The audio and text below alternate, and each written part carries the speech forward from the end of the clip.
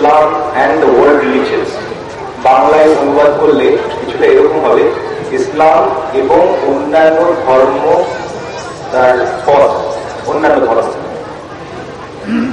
তো আজকে বিশেষ করে দুটো ধর্ম নিয়ে আমরা বেশি বেশি ফোকাস করব, ইসলাম ও হিন্দুইজম। কারণ আমাকে বলা হয়েছে যে বিশেষ করে এই দুটো ধর্মাবলম্বী লোকজন এখানে উপস্থিত থাকবেন। অন্য ধর্মাবলম্বী লোকজন থাকলে হয়তো সেগুলোতে একটু ফোকাস করা যেত, কিন্তু সেগুলোতে আমাদের অল্প স্বল্প টাচ করে যাব। ইসলাম সহিহ বুখারী একটা হাদিস যে ইসলাম দিন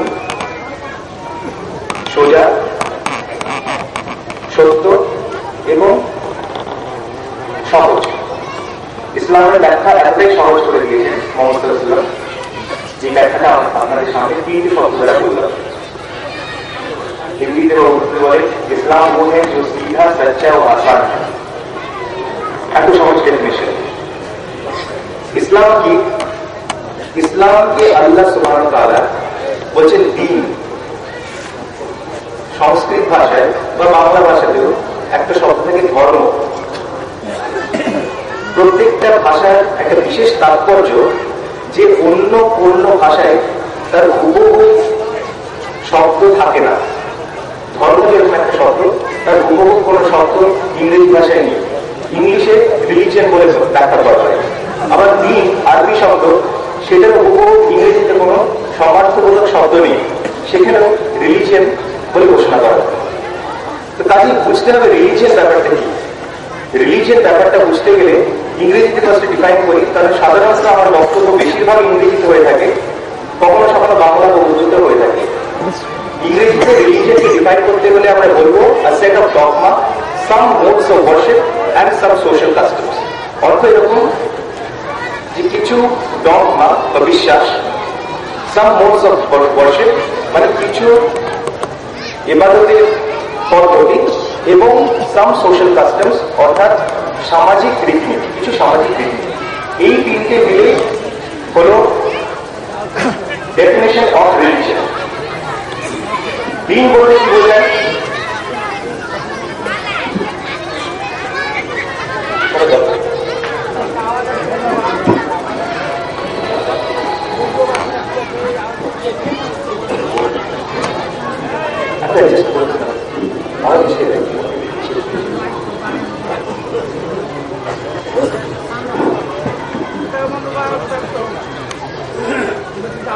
দিন বলতে কি বুঝি? দিন রিলিজিয়নের থেকে অনেক বড় ব্যাপার। দিনের মধ্যে এই তিনটে ব্যাপার তো থেকেই থাকে, কিন্তু এর মধ্যে আরো বেশি আছে একটা সোশ্যাল সিস্টেম, একটা পলিটিক্যাল সিস্টেম, একটা ইকোনমিক সিস্টেম। কুল হু আল্লাহু আহাদ, কুল হু আল্লাহু ওয়াহিদ লেখা নেই। ওয়াহিদটা খুব কমন শব্দ, এক। Say he is God, the only one, the only, অন্য কোনো ইলাহ নেই। কুরআন মাজিদ এবং হাদিস, আর হাদিসে বিভিন্ন জায়গায় এসছে যে ইসলামের স্তম্ভ পাঁচটি, যেমন এসে সহিহ বুখারী খণ্ড 1, তারপরে বুক নাম্বার 1, চ্যাপ্টার নাম্বার, সহিহ বুখারী ভলিউম নাম্বার 1, বুক নাম্বার 2, কিতাবুল ঈমান, হাদিস নাম্বার 7। সেখানে লেখা আছে শাহাদা লা ইলাহা ইল্লাল্লাহ ওয়া আন্না মুহাম্মাদুর রাসূলুল্লাহ। দেখি যে হিন্দু ধর্মগ্রন্থে কতগুলো উপাস্যের কথা বলা আছে। একটু আবার সময় নষ্ট করবো আপনাদের সকলের। এখানে যারা উপস্থিত আছে হিন্দু ভাইরা বা সম্মানীয় বিশিষ্ট ব্যক্তিগণ, তারা কেউ বলতে পারেন যে হিন্দু ধর্মগ্রন্থে কতগুলো ভগবানের কথা বলা হয়েছে? অন্য কেউ থাকলে বলতে পারেন। হিন্দু ধর্মে উপাস্য একজনই আছে, Krishna, who is the personality of God. উনি বলছেন উনি বলছেন যে হিন্দু ধর্মগ্রন্থ মতে উপাস্য একজনই আছে। আমরা ওইটুকুতেই থাকি, পরে ব্যাখ্যা ঠিক না বলছি, এটা পরের ব্যাপার, প্রশ্নোত্তর পর্বও আছে। উনি স্বীকার করছেন যে হিন্দু ধর্মগ্রন্থতেও উপাস্য যে এক, সেই কথা বলা আছে। কোথায় বলা আছে? ছান্দোগ্য উপনিষদ, যেমন বললাম উপনিষদ আছে হিন্দু ধর্মগ্রন্থ, বেদের অংশ। সেখানে লেখা আছে chapter number 6, section number 2, verse number 1, লেখা আছে একম এবং অদ্বিতীয়ম। তিনটে শব্দ, সংস্কৃত শব্দ, বাংলায় এক এবং অদ্বিতীয়। ভগবান যিনি, he is one and without a second. এবং হিন্দু ধর্মগ্রন্থে আরো বলা আছে যে আল্লাহ, যেমন সূরা ইখলাস যদি একবার পড়ি, কুল হু আল্লাহু আহাদ আল্লাহুস সামাদ লাম ইয়ালিদ ওয়া লাম ইউলাদ ওয়া লাম ইয়াকুল লাহু কুফুয়ান আহাদ, এই সমস্ত কিছুই হিন্দু ধর্মগ্রন্থের বিভিন্ন জায়গা থেকে যদি আমরা স্টাডি করি তাহলে আমরা এগুলো পেতে পারি। যেমন বলা হচ্ছে Bhagavad Gita chapter number 10 verse number 3, he who understands me as the eternal has understood me truly। ভগবদ গীতাতে বলা আছে এই শ্লোকে যে সে ব্যক্তি যে আমার ধারণা রাখে যে আমি ইটার্নাল, সর্বসময় ছিলাম, আছি এবং থাকবো, সে আমাকে সঠিকভাবে বুঝতে পেরেছে। কিছুটা হলেও আল্লাহ সামাদের তর্জমা। তারপর বলেছে লাম ইয়ালিদ ওয়া লাম ইউলাদ না চাচ্ছে কাছে জানিতা না চাদিপা, of him there are neither parents nor lord. ভগবানের কোনো প্রভু নেই, কোনো পিতা মাতা নেই। লেখা আছে Shvetashvatara Upanishad chapter number 6 verse number 9। আরো লেখা আছে যে ওয়ালাম ইয়াকুল লাহু কুফুয়ান আহাদ না তাসয়া প্রতিমা আস্তি, Yajurveda chapter number 32 verse number 3। না তাসয়া প্রতিমা আস্তি, তার কোনো প্রতিমা নেই, সামঞ্জস্য নেই, মিল নেই, মূর্তি নেই, তার সমতুল্য কিছুই নেই। এটা লেখা আছে যজুর্বেদে। তাহলে আমরা বুঝতে পারলাম যে হিন্দু ধর্মগ্রন্থেও ঠিক এক ভগবানের কথা বলা হয়েছে। ভগবদ গীতাতে লেখা আছে অধ্যায় 7 শ্লোক 20-তে যে যারা মেটেরিয়ালিস্টিক পিপল, যারা শুধু দুনিয়ার দিকে তাকিয়ে আছে, তারা বিভিন্ন রকম মূর্তি গঠন করেছে এবং তাদের পূজা অর্চনা করতে থাকে, কিন্তু বস্তুত এই সমস্ত জিনিস ঠিক নয়। সেটা ভগবদ গীতা আমাদের কাছে বলছে। হিন্দু ধর্মগ্রন্থের বিশেষ বই উনি যেটা বললেন সেটাই আমাদের কাছে পরিষ্কার হচ্ছে। এইটা হচ্ছে খুব সামান্যভাবে তাওহীদের কথা ইসলাম এবং হিন্দুইজম থেকে। আমরা আজকের দিনে একটু বেশি ফোকাস করতে চাই নবী ও রসুলের কনসেপ্ট এবং শেষ নবী সম্বন্ধে কোন হিন্দুইজমের বইয়ে কিছু ধারণা রাখে কিনা সেটা নিয়ে। হিন্দু ধর্ম মতে অবতার শব্দের অর্থ আউ আত্র থেকে এসছে, টু ডিসেন্ড ডাউন। কিন্তু অবতারের যে কনসেপ্ট, স্বামী দয়ানন্দ সরস্বতীর কথা হয়তো অনেকেই শুনেছেন, আর্য সমাজের যিনি প্রতিষ্ঠাতা, উনি বলেন যে ভগবান কখনোই পৃথিবীতে আসতে পারে না, ভগবান পৃথিবীতে আসতে পারে না, কারণ হি ইজ আনবর্ন। যজুর্বেদে লেখা আছে উনি কখনো জন্মগ্রহণ করতে পারেন না। যজুর্বেদ অধ্যায় 40 শ্লোক 8। আমি বলছি না, যজুর্বেদ বলছে। আর সেই বেদ পড়ে বিশেষ পণ্ডিত হিন্দুদের একজন গণ্যমান্য সর্ব উচ্চ পণ্ডিতদের মধ্যে ওনাকে ধরা হয়। সেই আর্য সমাজের প্রতিষ্ঠাতা স্বামী দয়ানন্দ সরস্বতী উনি বলছেন যে কখনোই ভগবান পৃথিবীতে জন্মগ্রহণ করতে পারেন না, কারণ উনি অজন্মেয়, হি ইজ আনবর্ন। সেই জন্য উনি এবং আরো বিভিন্ন হিন্দু পণ্ডিতগণ ব্যাখ্যা করেছেন যে অবতার মানে হচ্ছে টু ডিসেন্ড ডাউন, মানে আল্লাহর জ্ঞান বা আল্লাহর বাণী নেমে আসে। কার উপরে নেমে আসে? সেই ঋষি বা অবতারের উপরে নেমে আসে। কিন্তু অবতার মানে ভগবান এসেছে সেই ধারণাটা একদম ভুল। কারণ সর্ব উৎকৃষ্ট ধর্মগ্রন্থ হিন্দুদের হচ্ছে বেদ, সেখানে অবতারের কথা এরকম কোথাও বলা নেই। বরং বলা আছে ঋষিদের কথা, বরং বলা আছে সেই সমস্ত লোকের কথা যে সমস্ত লোক আল্লাহ বা ভগবান বেছে নিয়েছেন তার বাণী তাদের উপরে পাঠানোর জন্য। এবং হিন্দু ধর্ম মতে বিভিন্ন ঋষি বা অবতার এসেছে। আমরা জানি যে 24টা অবতারের কথা কোথাও বলা আছে, কোথাও 10 অবতারের কথা বলা আছে, এরকম ভাবে বিভিন্ন বর্ণনা আমাদের কাছে আছে। কিন্তু একটা শেষ অবতারের কথা, একটা শেষ ঋষির কথা হিন্দু ধর্মে বিশেষ তাৎপর্যের সঙ্গে বারবার গভীরভাবে সেটাকে ফোকাস করেছে। সেইটা কি? সেইটার দিকে আমরা এবার আলোচনাতে যাব। হিন্দুইজমে বিভিন্ন বই আছে যেরকম আগে বললাম, তার মধ্যে একটা বই বিশেষ গুরুত্বপূর্ণ, সেটা 4টে বেদের মধ্যে একটি বেদ Atharvaveda, book number 20 hymn number 127 verses 1 to 14। অথর্ববেদের বই নম্বর 20 হিম নাম্বার অধ্যায় নম্বর 127 শ্লোক নম্বর 1 থেকে 14 বিশেষভাবে তাৎপর্যপূর্ণ। ওখানে মহর্ষি ব্যাস উনি বলছেন ইন্দ্রজন উপসৃত নরাশংসস্তবিষ্যতে, অর্থাৎ হে মানবগণ শুনে রাখো যে এখানে নরাশংসের প্রশংসা করা হবে। কোন একটা ব্যক্তির কথা বলা হচ্ছে, নরাশংস, তার প্রশংসা করা হচ্ছে, তার প্রশংসা করা হবে। এই নরাশংস শব্দটার অর্থ কি সেটা সকলের কাছে তুলে ধরলে একটা বিশেষ লাভবান হবে বলে আমি মনে করি। নরাশংস এসেছে দুটো শব্দ থেকে, নর প্লাস আশংস।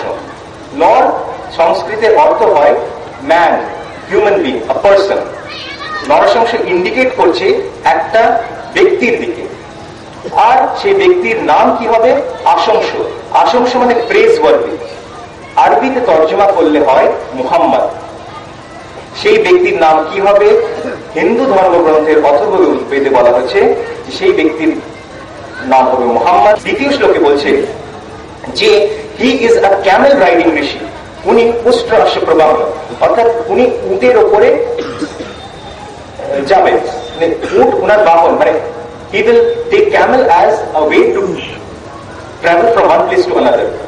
উটের, he is a camel riding ঋষি। এই কথা থেকে এটা খুব পরিষ্কার হয় যে উনি কোন ব্রাহ্মণ, সে হিন্দুদের শেষ অবতার, কোন ব্রাহ্মণ ফ্যামিলি থেকে হতে পারেন না, কোন ইন্ডিয়ান ঋষি থেকে হতে পারেন না। লোকে বলবে কোথা থেকে এসব কথা বলছে? বলছে উটের উপরে যাবে, তার সঙ্গে ব্রাহ্মণের সঙ্গে কি রিলেশন একটু আসলো? কারণ হিন্দুদের আরেকটা গুরুত্বপূর্ণ বই মনুস্মৃতি, সেখানে লেখা আছে অধ্যায় 11 শ্লোক 202 যে a Brahmin, Indian rishi cannot ride a camel or an as.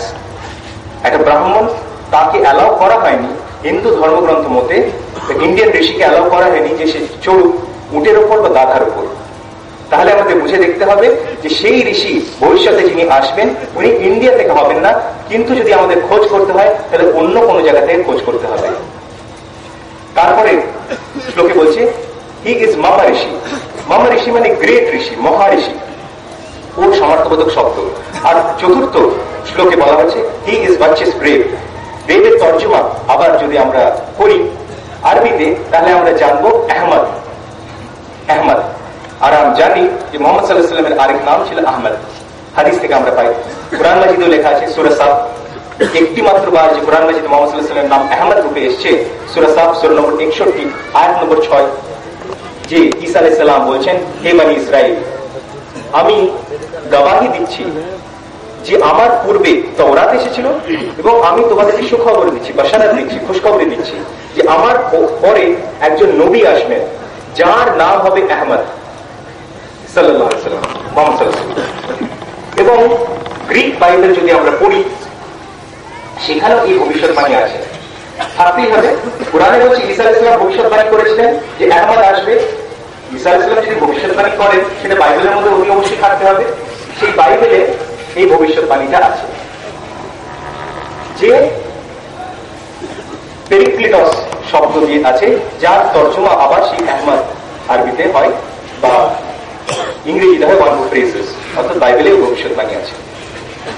এই নরাশংস এত গুরুত্বপূর্ণ, হিন্দু ধর্মগ্রন্থে এই ব্যক্তিত্বকে এত গুরুত্বপূর্ণ স্থান দেওয়া হয়েছে যে হিন্দু ধর্মগ্রন্থের বহু জায়গায় নরাশংস সম্বন্ধে ব্যাখ্যা করা আছে। আমি বলেছিলাম যে শুধু একটা ধর্মাবলম্ব মত, শুধু হিন্দুইজম যদি একটা নিয়ে আলোচনা সভা করা যায় সেটাই যথেষ্ট হবে।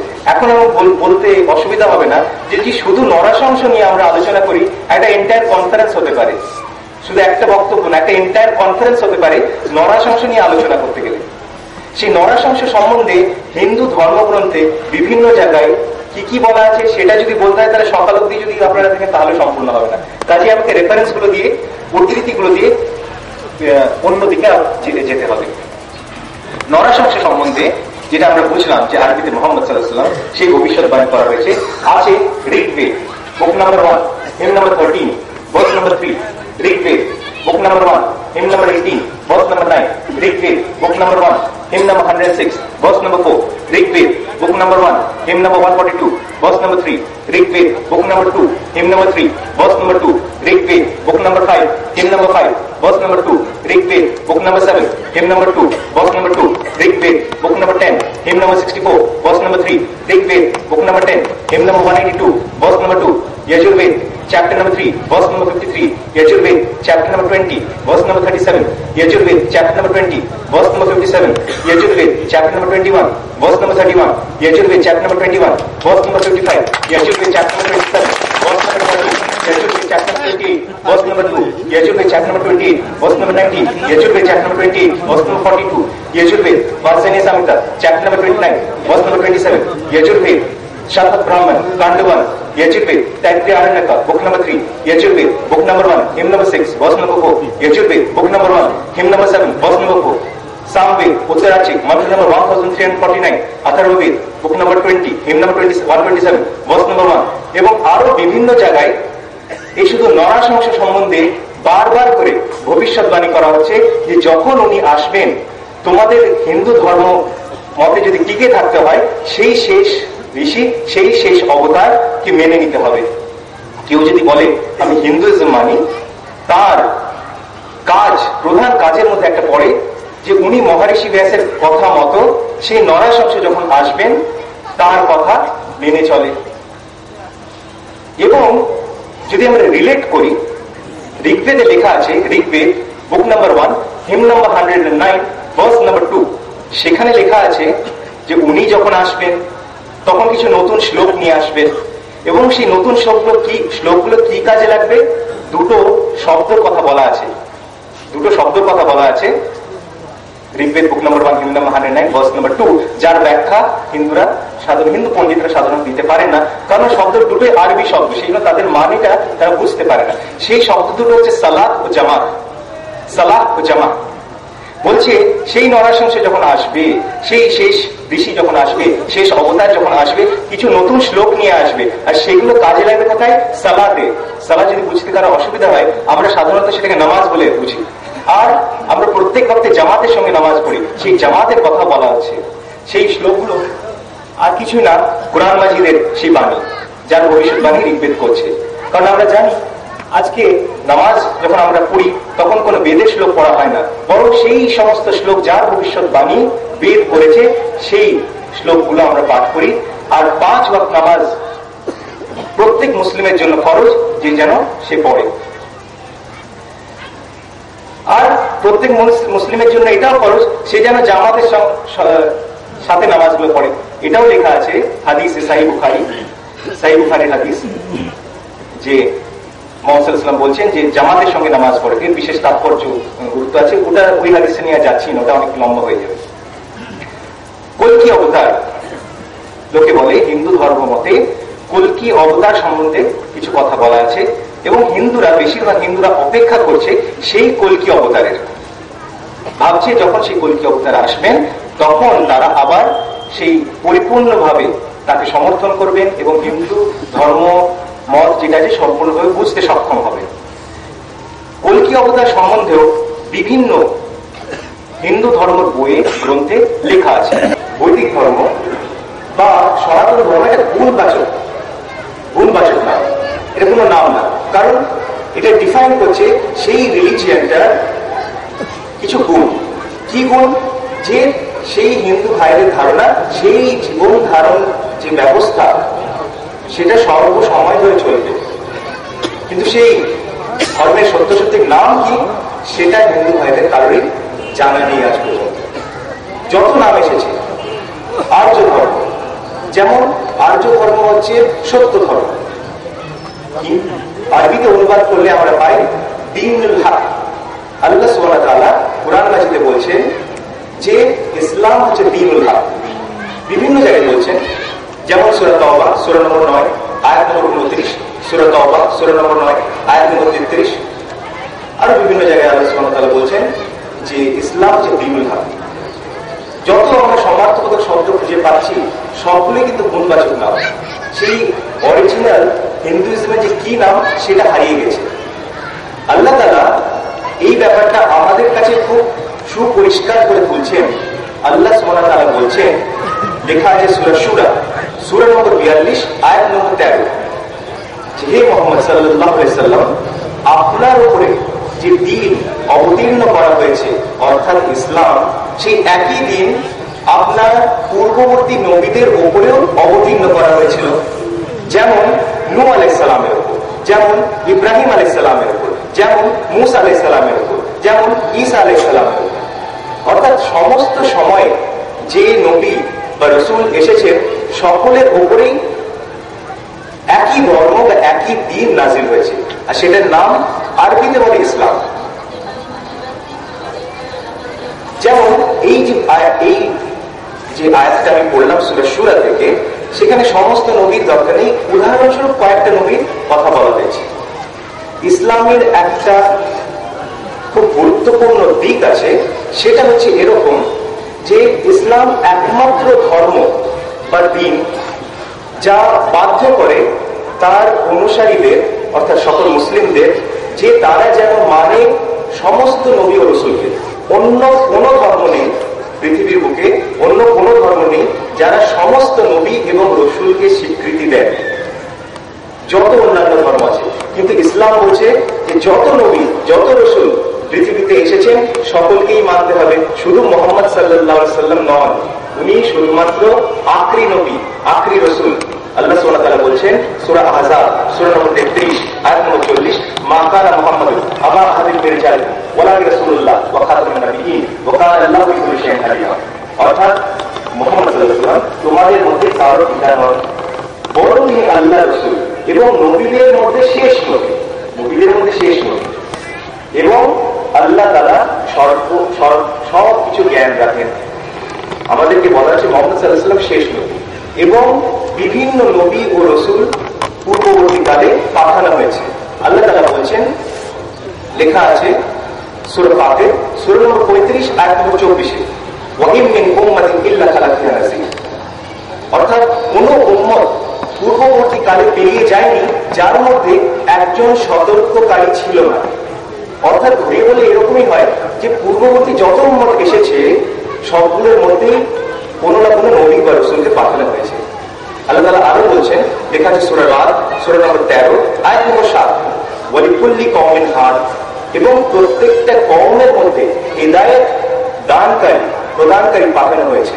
অর্থাৎ প্রত্যেকটা কওমের মধ্যে, প্রত্যেকটা লোকের জাতিগোষ্ঠীর মধ্যে নবী বা রাসূলদের পাঠানো হয়েছে। আমরা জানি কুরআন মাজিদে 25টা নবী বা রাসূলের কথা বলা হয়েছে।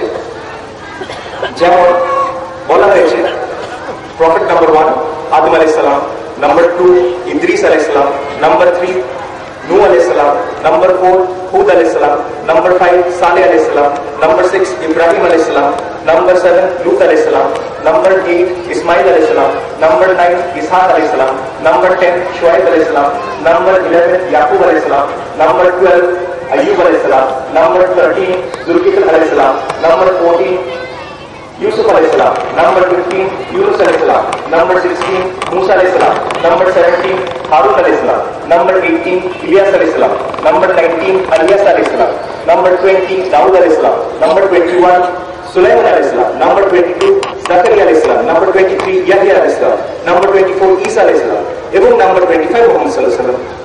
এই 25টা নবী ও রাসূলের কথা কোরআন মাজিদে আল্লাহ সুবহানাহু ওয়া তাআলা আমাদের কাছে বলেছেন। কিন্তু এও বলেছেন সূরা নিসা সূরা নম্বর 4 আয়াত নম্বর 164-তে এবং সূরা গাফির সূরা নম্বর 40 আয়াত নম্বর 78-এ যে হে নবী মুহাম্মদ সাল্লাল্লাহু আলাইহি ওয়াসাল্লাম, আপনার কাছে কিছু নবী ও রাসূলের কথা বলা হয়েছে, বাকিদের কথা আপনাদের কাছে পৌঁছানো হয়নি।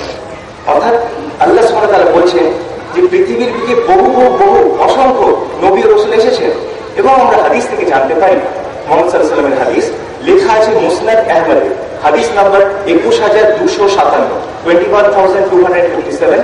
ওখানে মুহাম্মদ সাল্লাল্লাহু আলাইহি ওয়াসাল্লাম বলছেন যে আল্লাহ সুবহানাহু ওয়া তাআলা পাঠিয়েছেন 1,24,000 নবী, যার মধ্যে 315 জন রাসূল।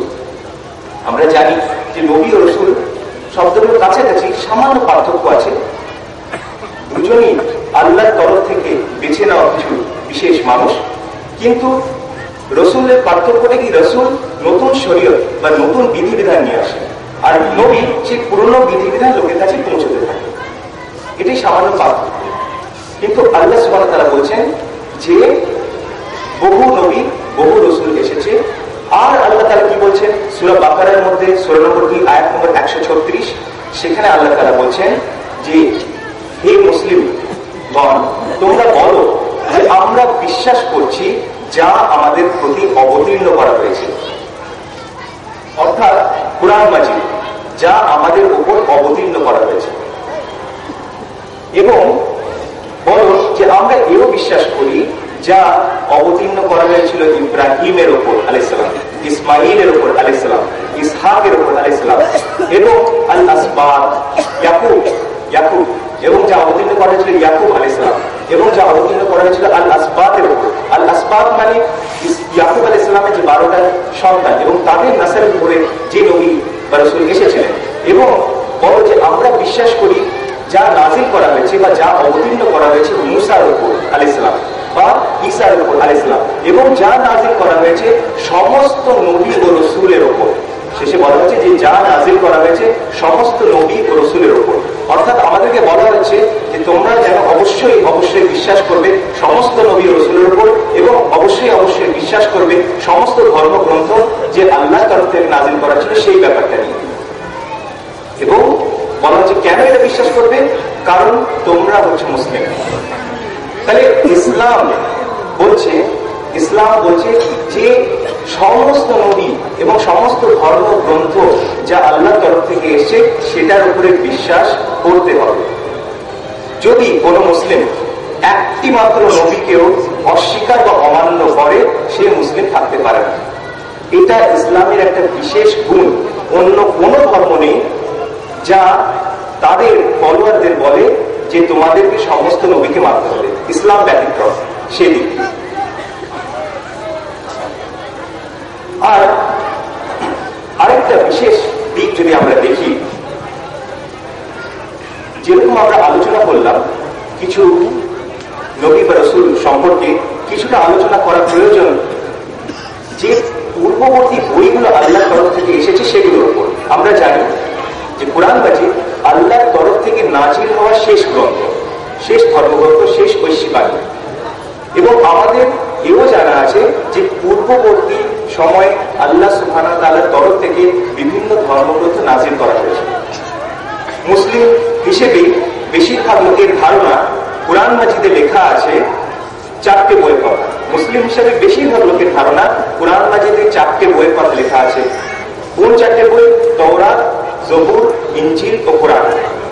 এই 4টে বইয়ের কথা লেখা আছে ঠিকই, কিন্তু এছাড়াও আরো কিছু কথা, আরো কিছু বইয়ের কথা কুরআন মাজিদে লেখা আছে যেটা সাধারণভাবে লোকেরা জানে না। লেখা আছে সুহফে উলার কথা। কোথায়? সূরা আলা, সূরা নম্বর 87 আয়াত নম্বর 18।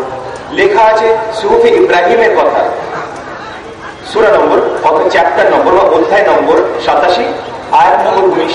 লেখা আছে সুহফে মুসার কথা। অবশ্য সুহফে মুসা তাওরাতকেই বোঝায়, অন্য কিছুকে বোঝায় না। সুহফে মুসার কথা লেখা আছে অধ্যায় নম্বর 87, সূরা নম্বর 87 আয়াত নম্বর 19। লেখা আছে জবুরুল আউয়ালিনের কথা। কোথায় লেখা আছে? সূরা শুআরা চ্যাপ্টার নম্বর 26 ভার্স নম্বর 196। এইভাবে বিভিন্ন ধর্মগ্রন্থের কথা কুরআন মাজিদে লেখা আছে, কিন্তু সবগুলো ধর্মগ্রন্থের বিশেষভাবে ব্যাখ্যা আমাদের কাছে পাওয়া যায় না। এই 4টির ব্যাপারে খুব পরিষ্কারভাবে বলা আছে যে তাওরাত নাজিল হয়েছিল মুসা আলাইহিস সালামের উপর, জবুর নাজিল হয়েছিল দাউদ আলাইহিস সালামের উপর, ইনজিল নাজিল হয়েছিল ঈসা আলাইহিস সালামের উপর, এবং কুরআন মাজিদ নাজিল হয়েছিল মুহাম্মদ সাল্লাল্লাহু আলাইহি সাল্লামের উপর। এবং এটা নাজিল হয়েছিল আজ থেকে 1400 থেকেও বেশি হয়ে গেছে, এখন অতিক্রম হয়ে গেছে সেই এতগুলো বছর আগে, এবং নাজিল হয়েছিল আরবিতে। এবং এটা নাজিল হয়েছিল সকলের জন্য, সকল মানুষের জন্য। কারণ যেরকম আপনারা আগেই শুনলেন ডক্টর শরীফুল ইসলাম শরীফুল ভাইয়ের কাছ থেকে, যে আল্লাহ সুবহানাহু ওয়া তাআলা ঘোষণা করেছেন কুরআন মাজিদে সূরা বাকারা সূরা নম্বর 2 আয়াত নম্বর 125-এ, শাহরুর রমজান আল্লাযী উনজিলা ফীহি কুরআন হুদাল লিন-নাস, যে কুরআন হিদায়াতের বই সমস্ত মানুষের জন্য। আর এটা কেন? কারণ পূর্ববর্তী যতগুলো বই অবতীর্ণ হয়েছিল সেগুলো ছিল শুধুমাত্র সেই সময়ের লোকের জন্য, সেই জাতিগোষ্ঠীর জন্য। কিন্তু কোরআনের পরে যেহেতু আর কোনো বই নাজিল হবে না, আর কোনো বই অবতীর্ণ হবে না, তো প্রয়োজন ছিল যে এটা যেন সমস্ত মানুষের জন্য নাজিল হয়। এবং আল্লাহ সুবহানাহু ওয়া তাআলা সেই ব্যাপারটাই আমাদের কাছে পরিষ্কারভাবে বলছেন। আরো একটা জিনিস বিশেষভাবে লক্ষণীয়, যে লেখা আছে সূরা হিজরে সূরা নম্বর 15 আয়াত নম্বর 9, যে আল্লাহ সুবহানাহু ওয়া তাআলা বলছেন যে কোরআন মাজিদের মধ্যে কখনো কোনো কিছু মিশ্রিত হতে দেবেন না, এটা শুদ্ধ রাখার দায়িত্ব উনি নিজের উপর নিয়ে রেখেছেন। অন্য কোনো ধর্মগ্রন্থের ব্যাপারে এই কথাটা প্রযোজ্য নয়। কেউ যদি বলে এটা তো আমার কথা, কেউ যদি বলে এটা আপনি বলছেন, কেন বিশ্বাস করবো?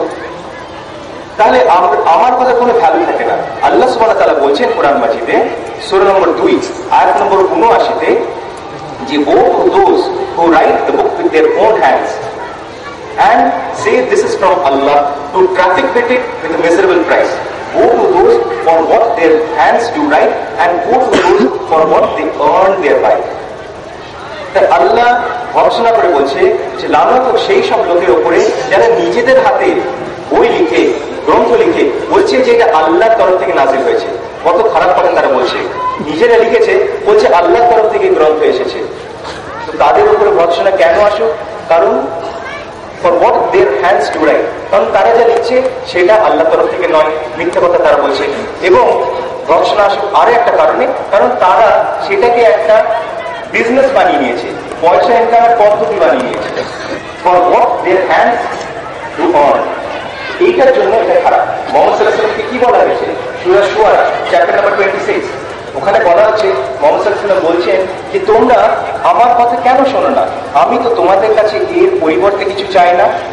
মানে কোরআন মাজিদের ব্যাখ্যা যদি পৌঁছে দেওয়া হয় সেটা অর্থ উপার্জনের একটা ব্যবস্থা কখনোই হতে পারে না। এটা একটা অতি ভুল, কেউ যদি করে এটা ভুল কথা।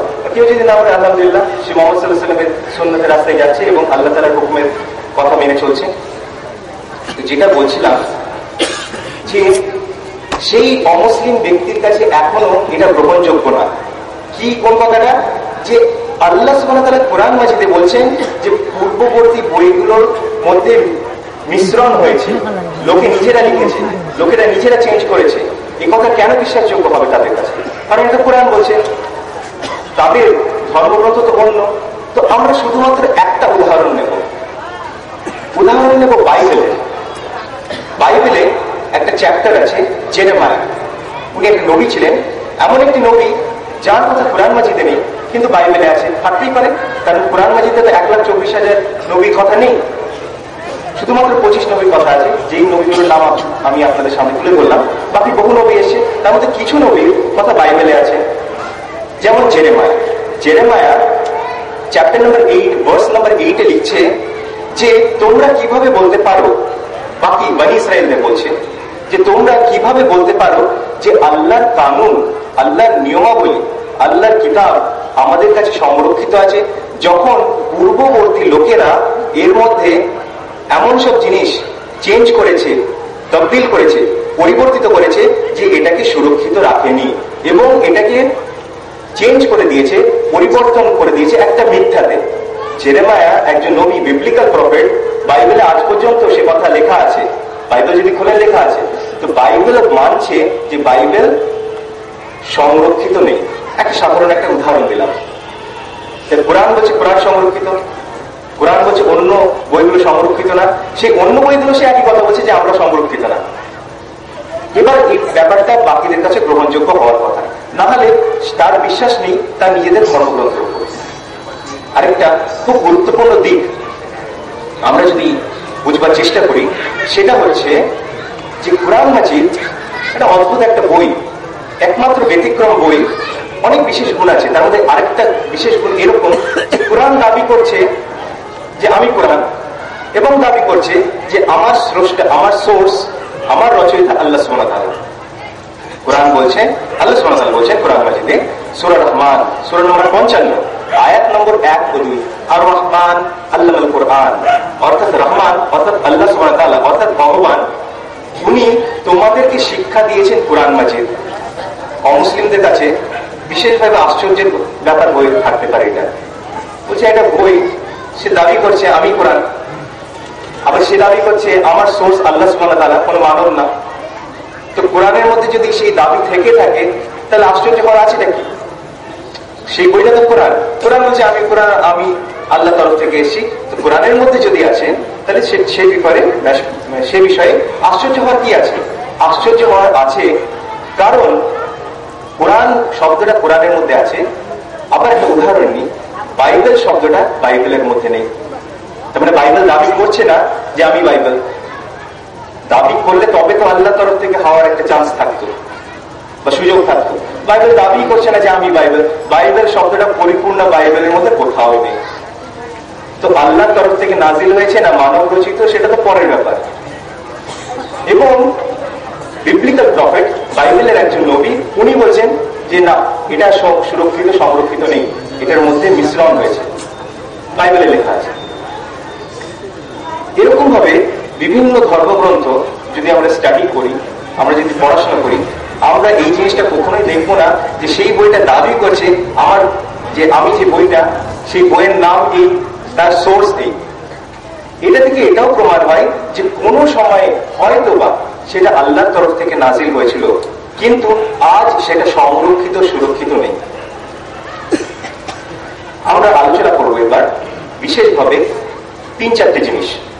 প্রথমত বিভিন্ন যে ধর্মগ্রন্থ আছে সেগুলো নিয়ে, দ্বিতীয়ত আল্লাহ সম্বন্ধে অর্থাৎ একাত্মবাদ সম্বন্ধে, তাওহীদ সম্বন্ধে কুরআন মাজিদ কি বলছে, হাদিস কি বলছে এবং অন্যান্য ধর্মগ্রন্থ কি বলছে সেটা নিয়ে, এবং আরো আলোচনা করব নবী বা রসুল, যেটা সংস্কৃতে ঋষি বা অবতার বলে বা ইংরেজিতে প্রফেট বা মেসেঞ্জার বলে, সেইটা নিয়ে। এই 3-4টে গুরুত্বপূর্ণ বিষয় নিয়ে আলোচনা করলেই মনে করি যে, কারণ আলোচনার যে টপিকটা ইসলাম এন্ড ওয়ার্ল্ড রিলিজিয়ন্স, এটা কোনো শেষ নেই, কোনো সীমান্ত নেই। যতক্ষণ ধরে আলোচনা সভা চলবে ততক্ষণ ধরে আমরা আলোচনা করেই যেতে পারি। এটার এন্ডলেস টপিক, মানে এক একটা যদি ধর্ম নিয়ে আমরা আলোচনা করি সেটা ইটসেলফ একটা এন্ডলেস টপিক। আজকে তো সমস্ত ধর্মের একটা সমন্বয় আসার আমরা চেষ্টা করছি। ধর্মগ্রন্থ নিয়ে আলোচনা করতে গেলে প্রথমেই বলতে হয় যে, যেমন আমি বললাম, ইসলাম বলছে যে শেষ গ্রন্থ কুরআন মাজিদ অক্ষত অবস্থায় এবং আমাদের বিধি বিধানের একটা বই এবং সম্পূর্ণরূপে জীবন প্রবাহিত করার জন্য আমাদের একটা সরঞ্জাম, আমাদের কাছে একটা নিয়মাবলী, ডুজ অ্যান্ড ডোন্টস। এবং এটা বলছে যে সমস্ত পূর্ববর্তী গ্রন্থ এসেছিল সেটা মানতে হবে, সেটা দরকার নেই, হিদায়াতের জন্য দরকার নেই, কারণ সুরক্ষিত নেই, কারণ আজকে আমাদের কাছে কোরআন মাজিদ আছে, কিন্তু এসেছিল সেটা মানতে হবে, এবং নবীদের কাছে এসেছিল সেটাও মানতে হবে। যেমন আরেকটা উদাহরণ আমরা আবার আনবো, সেই বাইবেলের উদাহরণ। তারপরে আর বেশি বাইবেল নিয়ে না বলে এবার চলে যাবে হিন্দুইজমে, কিন্তু এই উদাহরণটা খুব গুরুত্বপূর্ণ। সেটা কি, কোন খ্রিস্টান সঙ্গে যদি আপনার সাক্ষাৎ হয়, উনি বলবেন যে কোরআন বলছে বাইবেলের প্রতি বিশ্বাস করো, তাহলে তোমরা কেন বাইবেলের প্রতি বিশ্বাস করছো না? কোরআন বলছে কোরআনের প্রতি বিশ্বাস করো, তোমরা করছো, আর বাইবেলের প্রতি বিশ্বাস করো কোরআন বলছে, যে একই কোরআন বলছে, তোমরা কেন বিশ্বাস করছো না? যদি আমাদের না জানা থাকে তাহলে আমরা কোনো জবাব দিতে পারবো না, আমরা স্তম্ভিত হয়ে যাবো। আর যদি জ্ঞান না থাকে তাহলে তো জবাব দিতে পারবো না। সেই জন্য জ্ঞান থাকা বিশেষ জরুরি। আল্লাহ সুবহানাহু ওয়া তাআলা কোন কোন বইয়ের কথা বলছেন? তাওরাতের কথা, জবুরের কথা, ইনজিলের কথা। খ্রিস্টানদের ধারণা যে ইনজিলটাই হচ্ছে বোধহয় বাইবেল, কিন্তু ইনজিলটা বাইবেল না। বাইবেল যদি, আজকের বাইবেল যদি আমরা খুলি তাহলে দেখতে পারবো তাতে তাওরাত আছে, জবুর আছে, ইনজিলও আছে, কিন্তু বিকৃত আকারে, কিন্তু তিনটেই আছে, শুধুমাত্র ইনজিল না, যেটা খ্রিস্টানরা ধারণা পোষণ করে।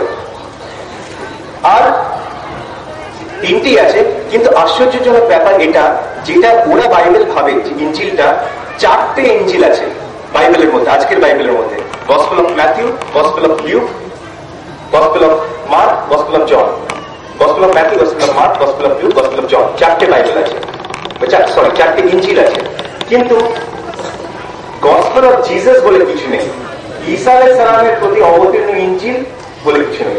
আশ্চর্যের ব্যাপার, যখন খোঁজ করা হয়েছিল, ঈসা আলাইহিস সালামের মৃত্যুর পর যখন খোঁজ করা হয়েছিল যে সেই ইনজিলটা সংরক্ষণের যখন একটা প্রচেষ্টা সেই সময়ের আলেম সমাজ চালিয়েছিল, তাদের আলেম সমাজ চালিয়েছিল, তখন তারা প্রায় 100টার কাছাকাছি ইনজিল খুঁজে পেয়েছিল। আশ্চর্যের ব্যাপার, হওয়ার কথা ছিল একটি, কিন্তু খুঁজে পেয়েছিল 100টা। তারা বুঝতে পারেনি যে কোনটা আসল ইনজিল। তার মধ্যে যেই 4টে তাদের মনে হয়েছে সেটা প্রেজেন্ট বাইবেলে ঢুকিয়ে দিয়েছে এবং দাবি করছে যে এটা ইনজিল, কিন্তু সেটা ইনজিল নয়, কারণ ইনজিল ঈসা আলাইহিস সালামের উপর অবতীর্ণ হয়েছে। তো আমাদের জবাবটা এরকম হবে তাদের কাছে। এই ব্যাপারটা আশা করি সবার কাছে পরিষ্কার হয়েছে যে যখন ইনজিলের খোঁজ খোঁজ করা হয়েছিল তখন একটি নয় বরং চারটে নয় 100 মতো বই গ্রন্থ খুঁজে পাওয়া গেছিল, এবং তার মধ্যে যে কোনো 4টে তারা নিয়ে এই প্রেজেন্ট বাইবেলের মধ্যে রাখে। যখন কথোপকথনটা এভাবে চলবে তখন সেই খ্রিস্টান ভাই কাছে আমরা জানাবো যে বাইবেল শব্দটা যেটা তোমরা দাবি করছো, বাইবেল শব্দটা বাইবেলের মধ্যে কোথাও নেই। তোমরা এটা আশা করো যে কোরআন মাজিদের মধ্যে থাকবে, আর সত্যই বাইবেল শব্দটা বাইবেলের মধ্যে কোথাও নেই।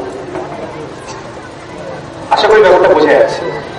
বাইবেল শব্দটা বাইবেলের মধ্যে নেই। সেই খ্রিস্টান আমাদের কি প্রশ্ন করেছিল যে কোরআন বলে যে বাইবেলের প্রতি বিশ্বাস আনো, বাইবেল প্রতি বিশ্বাস আনো, কোরআন এটা বলে না। এটা ভুল কথা।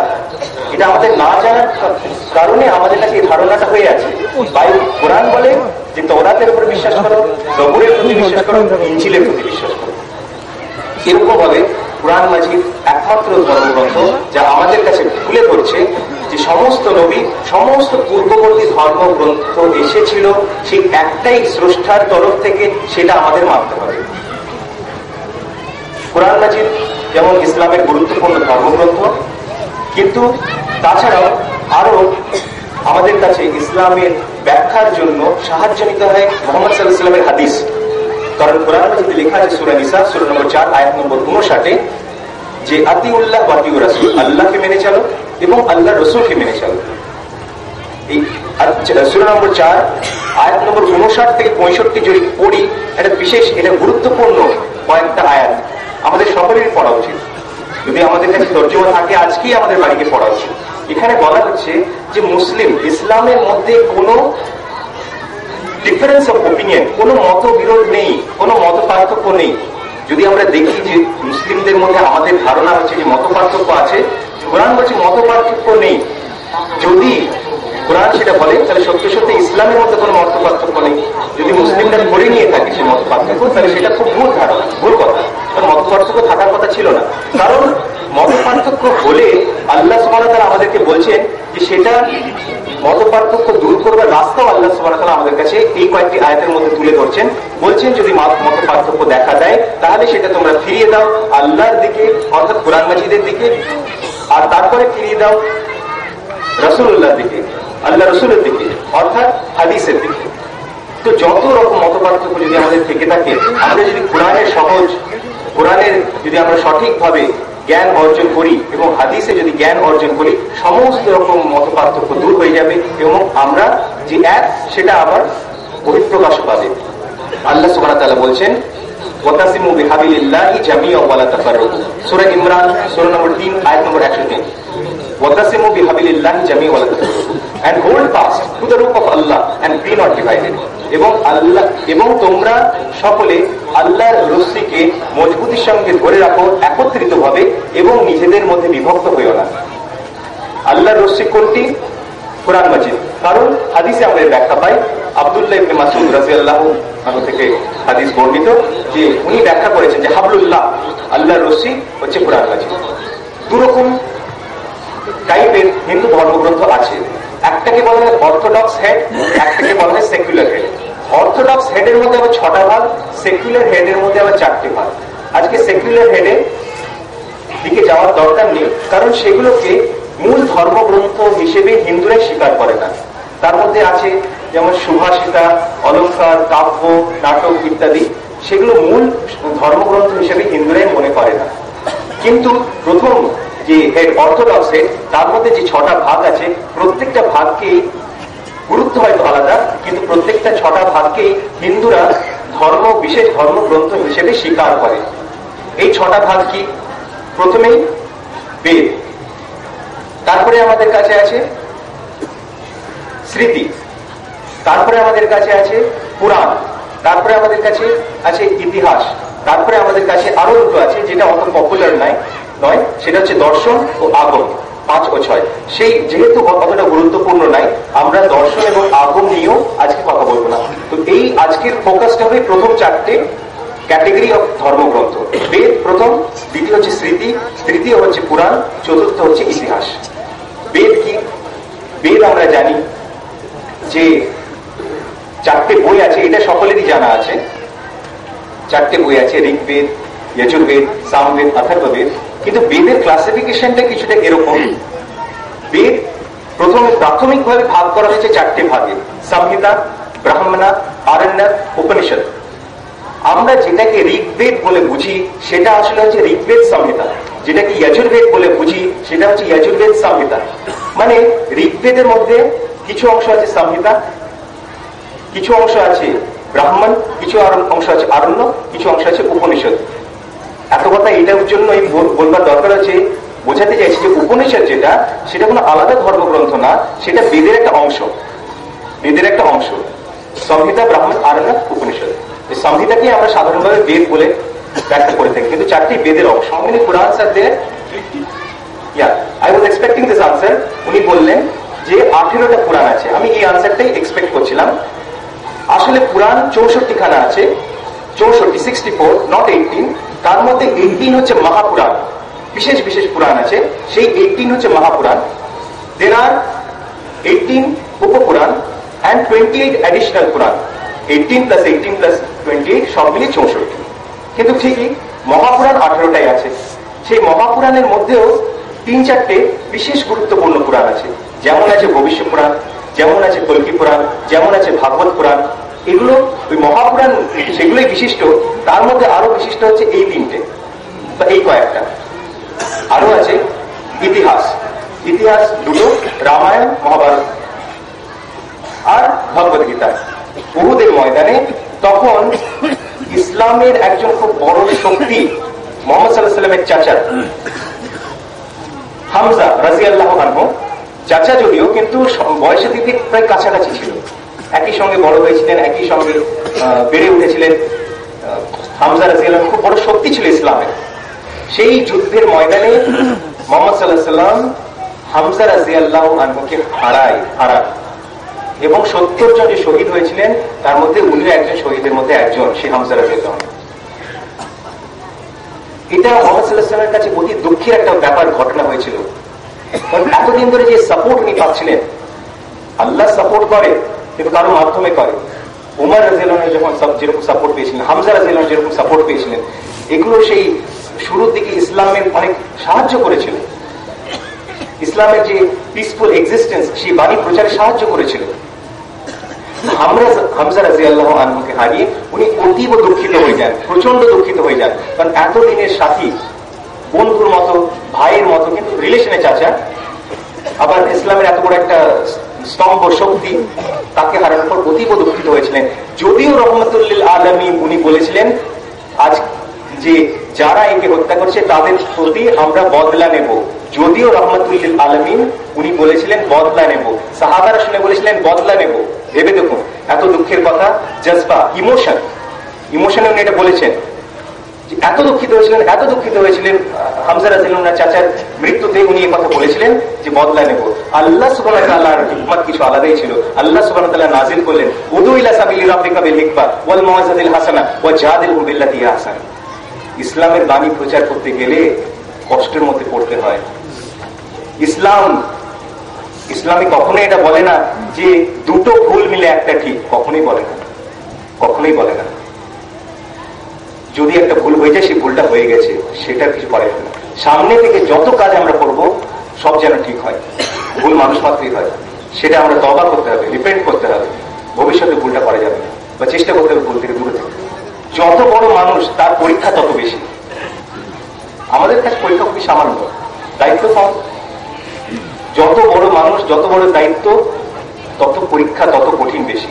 তো যেটা বলছিলাম যে এই প্রেক্ষাপটে যদি এই সূরা নাজিল হয়, আর তার তাৎপর্য যে কি, আজকের দিনে আমাদের যে জীবনে চলতে যে আমাদের অসুবিধাগুলোর মধ্যে পড়তে হয় খুবই সামান্য, সেই সময়ের মধ্যে কিছুই না। ফিরে আসি কল্কি অবতারের দিকে। কল্কি আনসার আমি এখনো পেলাম না। কল্কি শব্দের অর্থ হচ্ছে ওয়ান হু ডেস্ট্রয় সিনস, যে গুনাহ বা পাপ ধ্বংস করে দেয়। যেরকম বললাম যে মানে বাংলা সাধারণত দেখে থাকি না, তো ইংলিশে বেশিরভাগ বক্তব্য রাখা হয়, কখনো কখনো ওয়ার্ড ভুলে যায় বা স্মরণে আসে না।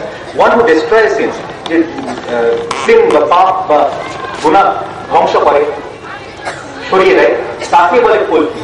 আর আমরা জানি মুহাম্মদ সাল্লাল্লাহু আলাইহি ওয়াসাল্লামের একমাত্র উদ্দেশ্য ছিল সব থেকে বড় পাপ কাজ যেটা, যে আল্লাহর সহিত অন্য কাউকে শরীক করা, যেটা কোরআন মাজিদে আল্লাহ তাআলা ঘোষণা করেছেন সূরা নিসা সূরা নম্বর 4 আয়াত নম্বর 48 এবং আয়াত নম্বর 116 যে আল্লাহ যদি চান অন্য কোনো গুনাহ মাফ করতে পারেন, কিন্তু শিরকের গুনাহ কখনোই মাফ করবেন না। এত বড় যে কাজ, সেই শিরকের বিরুদ্ধে মুহাম্মদ সাল্লাল্লাহু আলাইহি ওয়াসাল্লামের যে কাজ, মুভমেন্ট, যুদ্ধ মানুষের বিরুদ্ধে না, শিরকের বিরুদ্ধে লোককে অবগত করা। কলকির অর্থটাই সেই শেষ অবতার যখন আসবেন, সেই আইডল ওয়ার্শিপ থেকে লোককে দূর করবেন এবং সঠিক জ্ঞান দেবেন। সেই একই জ্ঞান আগেও এসেছিল, ভগবত গীতা যেটা বললাম সে একই জ্ঞান আগেও এসেছিল, সে একই জ্ঞান বাইবেলের মধ্যেও আছে যে তোমরা কোনো আল্লাহর মূর্তি বানিও না। কলকি অবতার সম্বন্ধে এবার রেফারেন্স গুলো বলতে থাকি। অধ্যায় 2 শ্লোকা 18, ভাগবত পুরাণ খণ্ড 12 অধ্যায় 2 শ্লোকা 19, ভাগবত পুরাণ খণ্ড 12 অধ্যায় 2 শ্লোকা 20, ভাগবত পুরাণ খণ্ড 12 অধ্যায় 2 শ্লোকা 21, ভাগবত পুরাণ খণ্ড 1 অধ্যায় 3 শ্লোকা 25, Kalki Puran chapter number 2 verse number 4, Kalki Puran chapter number 2 verse number 5, Kalki Puran chapter number 2 verse number 7, Kalki Puran chapter number 2 verse number 11, Kalki Puran chapter number 2 verse number 15। আরো জায়গায় আছে, বিভিন্ন জায়গায় আছে। তো এই সমস্ত জায়গায় কলকি অবতার সম্বন্ধে বিশেষভাবে বলা হয়েছে। কি কি বলা হয়েছে খুবই সংক্ষেপ বলতে হবে, কারণ প্রশ্নোত্তরের পর্ব তো থাকবেই। বলা হয়েছে এরকম যে ওনার বাবার নাম হবে বিষ্ণুয়াস। বিষ্ণুয়াস মানে বিষ্ণুর উপাসক। আরবিতে কিছুটা হলেও বলা যাবে যে লর্ড বা রব, তার সমর্থবোধক শব্দ, মানে আব্দুল্লাহ, মানে আল্লাহর যে ইবাদত করে। তাহলে বলছে কলকি অবতারের বাবার নাম হবে বিষ্ণুয়াস বা আব্দুল্লাহ। আর আমরা জানি মুহাম্মদ সাল্লাল্লাহু আলাইহি ওয়াসাল্লামের বাবার নাম আব্দুল্লাহ। বলা হয়েছে যে মায়ের নাম হবে সুমতি, আরবিতে হয় সেটা আমিনা, দুটোই ম্যাচ করছে। বলা হয়েছে যে উনি যে স্থান থেকে আসবেন সেটা তো সম্বল নামক এক গ্রাম।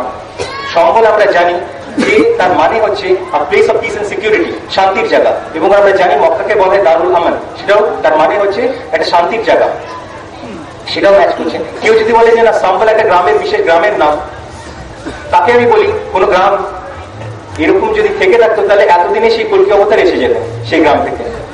সেই গ্রামে শুধু তাৎপর্যের দিক দিয়ে বোঝানো হচ্ছে, কারণ আমরা জানি ওটা হিন্দু ধর্ম সংস্কৃত ভাষায় আছে। আরবি ভাষায় থাকলে সে মক্কার কথাই থাকবে, এবং মক্কার কথা আছেও অন্যান্য জায়গায় মাধব। আর আমরা জানি মুহাম্মদ সাল্লাল্লাহু আলাইহি ওয়াসাল্লাম জন্মগ্রহণ করেছিলেন 12 রবিউল আউয়াল। তারপরে বলা হচ্ছে যে উনি যে বংশে জন্মগ্রহণ করবেন সেটা হচ্ছে যে কাস্টোডিয়ান। আমরা জানি যে আব্দুল্লাহ এবং আব্দুল মুতালিব কুরাইশ বংশ কাবা সংরক্ষণের দায়িত্বে ছিল। আমরা এটাও জানি যে ওখানে বলা হচ্ছে যে তার 4 জন বিশেষ বন্ধু থাকবে। আর আমরা জানি যে 4টে খুলেফায়ে রাশিদিনের দিকে এটা ইন্ডিকেট করা হচ্ছে, আবু বকর, উমর, ওসমান, আলী রাদিয়াল্লাহু আনহু। এরকম বিভিন্ন কথা হুবহু ম্যাচ করে যাচ্ছে মুহাম্মদ সাল্লাল্লাহু আলাইহি ওয়াসাল্লামের দিকে। আর আমরা এটাও জানি উনাকে বলা হচ্ছে অন্তিম অবতার, শেষ অবতার। আর আল্লাহ সুবহানাহু ওয়া তাআলা বলছেন কোরআন মাজিদে উনি শেষ নবী, শেষ রাসূল। এই আয়াতটা আমি পড়েছিলাম সূরা আহজাব আয়াত নম্বর 40। এই সমস্ত কথা ভবিষ্যৎবাণী মুহাম্মদ সাল্লাল্লাহু আলাইহি ওয়াসাল্লাম সম্বন্ধে হিন্দু ধর্মগ্রন্থে আছে। আরো আছে, যেমন আহমদ নামেও ভবিষ্যৎবাণী আছে। বলে যে Ahmad will receive the eternal law, Samaveda Uttararchika মন্ত্র নম্বর 1500। বলছে আহমদ যখন আসবেন, মুহাম্মদ সাল্লাল্লাহু আলাইহি ওয়াসাল্লাম যখন আসবেন, তখন উনি পাবেন ইটারনাল ল, সেই ল যেটা সর্বসময় থাকবে। আল্লাহর শরীয়ত বিভিন্ন যুগে চেঞ্জ হয়েছে, যে বইগুলো নাজিল হয়েছে সেই বইগুলোকে মানা এবং সেই সময়ের নবী ও রাসূলকে মানা সেই যুগের লোকের কর্তব্য ছিল। আজকের দিনে যেহেতু শেষ গ্রন্থ এসে গেছে আর এরপরে অন্য কোনো গ্রন্থ আসবে না, সেই ইটারনাল ল হিসেবে এই কোরআন মাজিদের কথা ইন্ডিকেট করে সামবেদের ভবিষ্যৎবাণীতে বলা হয়েছে উত্তরার্চিক মন্ত্র নম্বর 1500 বলা হয়েছে আহমদ পাবে সেই ইটারনাল ল। একটু আসি যে তাওহীদ, আল্লাহ সম্বন্ধে যে আমরা আলোচনা করছি, আল্লাহর নাম কি? আল্লাহর নাম বিভিন্ন ধর্মগ্রন্থতে আছে, কোরআন মাজিদে তো আছে যে আল্লাহর নাম আল্লাহ। সূরা ফাতিহা শুরু করি আলহামদুলিল্লাহ, লিল্লাহ মানে সমস্ত প্রশংসা এবং তারিফ আল্লাহর প্রতি, প্রেজ বি টু আল্লাহ। তো আল্লাহ শব্দ প্রথম ভার্সে, প্রথম আয়াতে আছে। সেই আল্লাহ শব্দ অনেকেরই হয়তো ধারণা নেই, অন্যান্য ধর্মগ্রন্থের মধ্যেও আছে, বাইবেলের মধ্যেও আছে। Genesis chapter number 1 verse number 1, Matthew chapter number 27 verse number 46, mark chapter number 15 verse number 34, এবং হিন্দু ধর্মগ্রন্থতেও আছে, এটা হয়তো জানা নেই, সময় থাকলে এটারও বিস্তার করতাম, শুধু রেফারেন্স দিয়ে ছেড়ে দিতে হবে।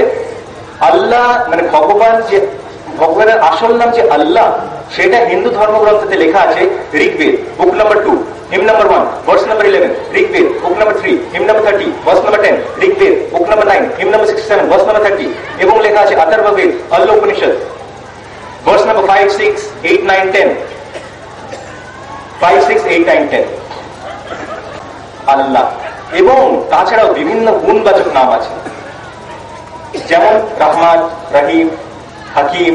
Revile not those gods besides Allah whom they worship, lest in their ignorance they revile Allah subhanahu wa ta'ala. যে অন্য লোক যারা অন্যান্য ভগবানের পূজা অর্চনা করছে তাদেরকে গালি দিও না, গালি দিয়ে লাভ হবে না, কারণ তারা না জানার কারণে হয়তো আল্লাহকেই গালি দেয়, না জানার কারণে, যদিও তাদের ধর্মগ্রন্থে লেখা আছে যে একমাত্র উপাস্য আল্লাহ, না জানার কারণে হিকমতের কথা যে কত গুরুত্বপূর্ণ সেটা বারবার বলা হয়েছে।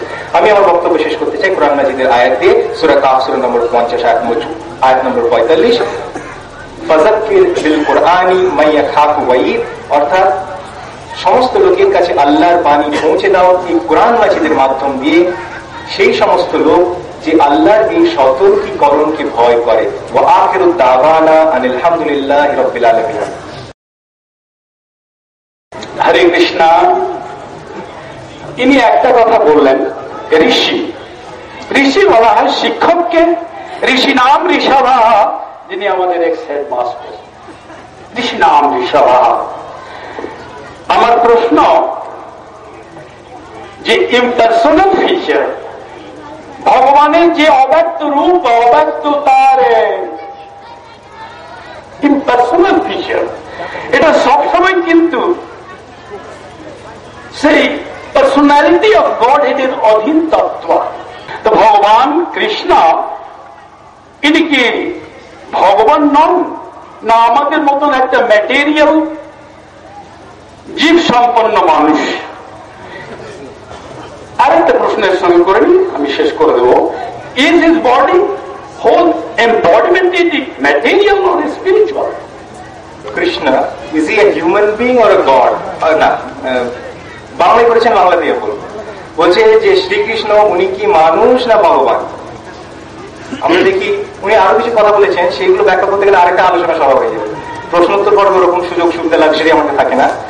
দেখি ভগবানের ডেফিনেশনটা কি, ভগবানের ডেফিনেশনটা কি জানা আছে? মাইক্রোফোনটা ওখানেই থাকে। ভগবানের ডেফিনেশন আপনার জানা আছে?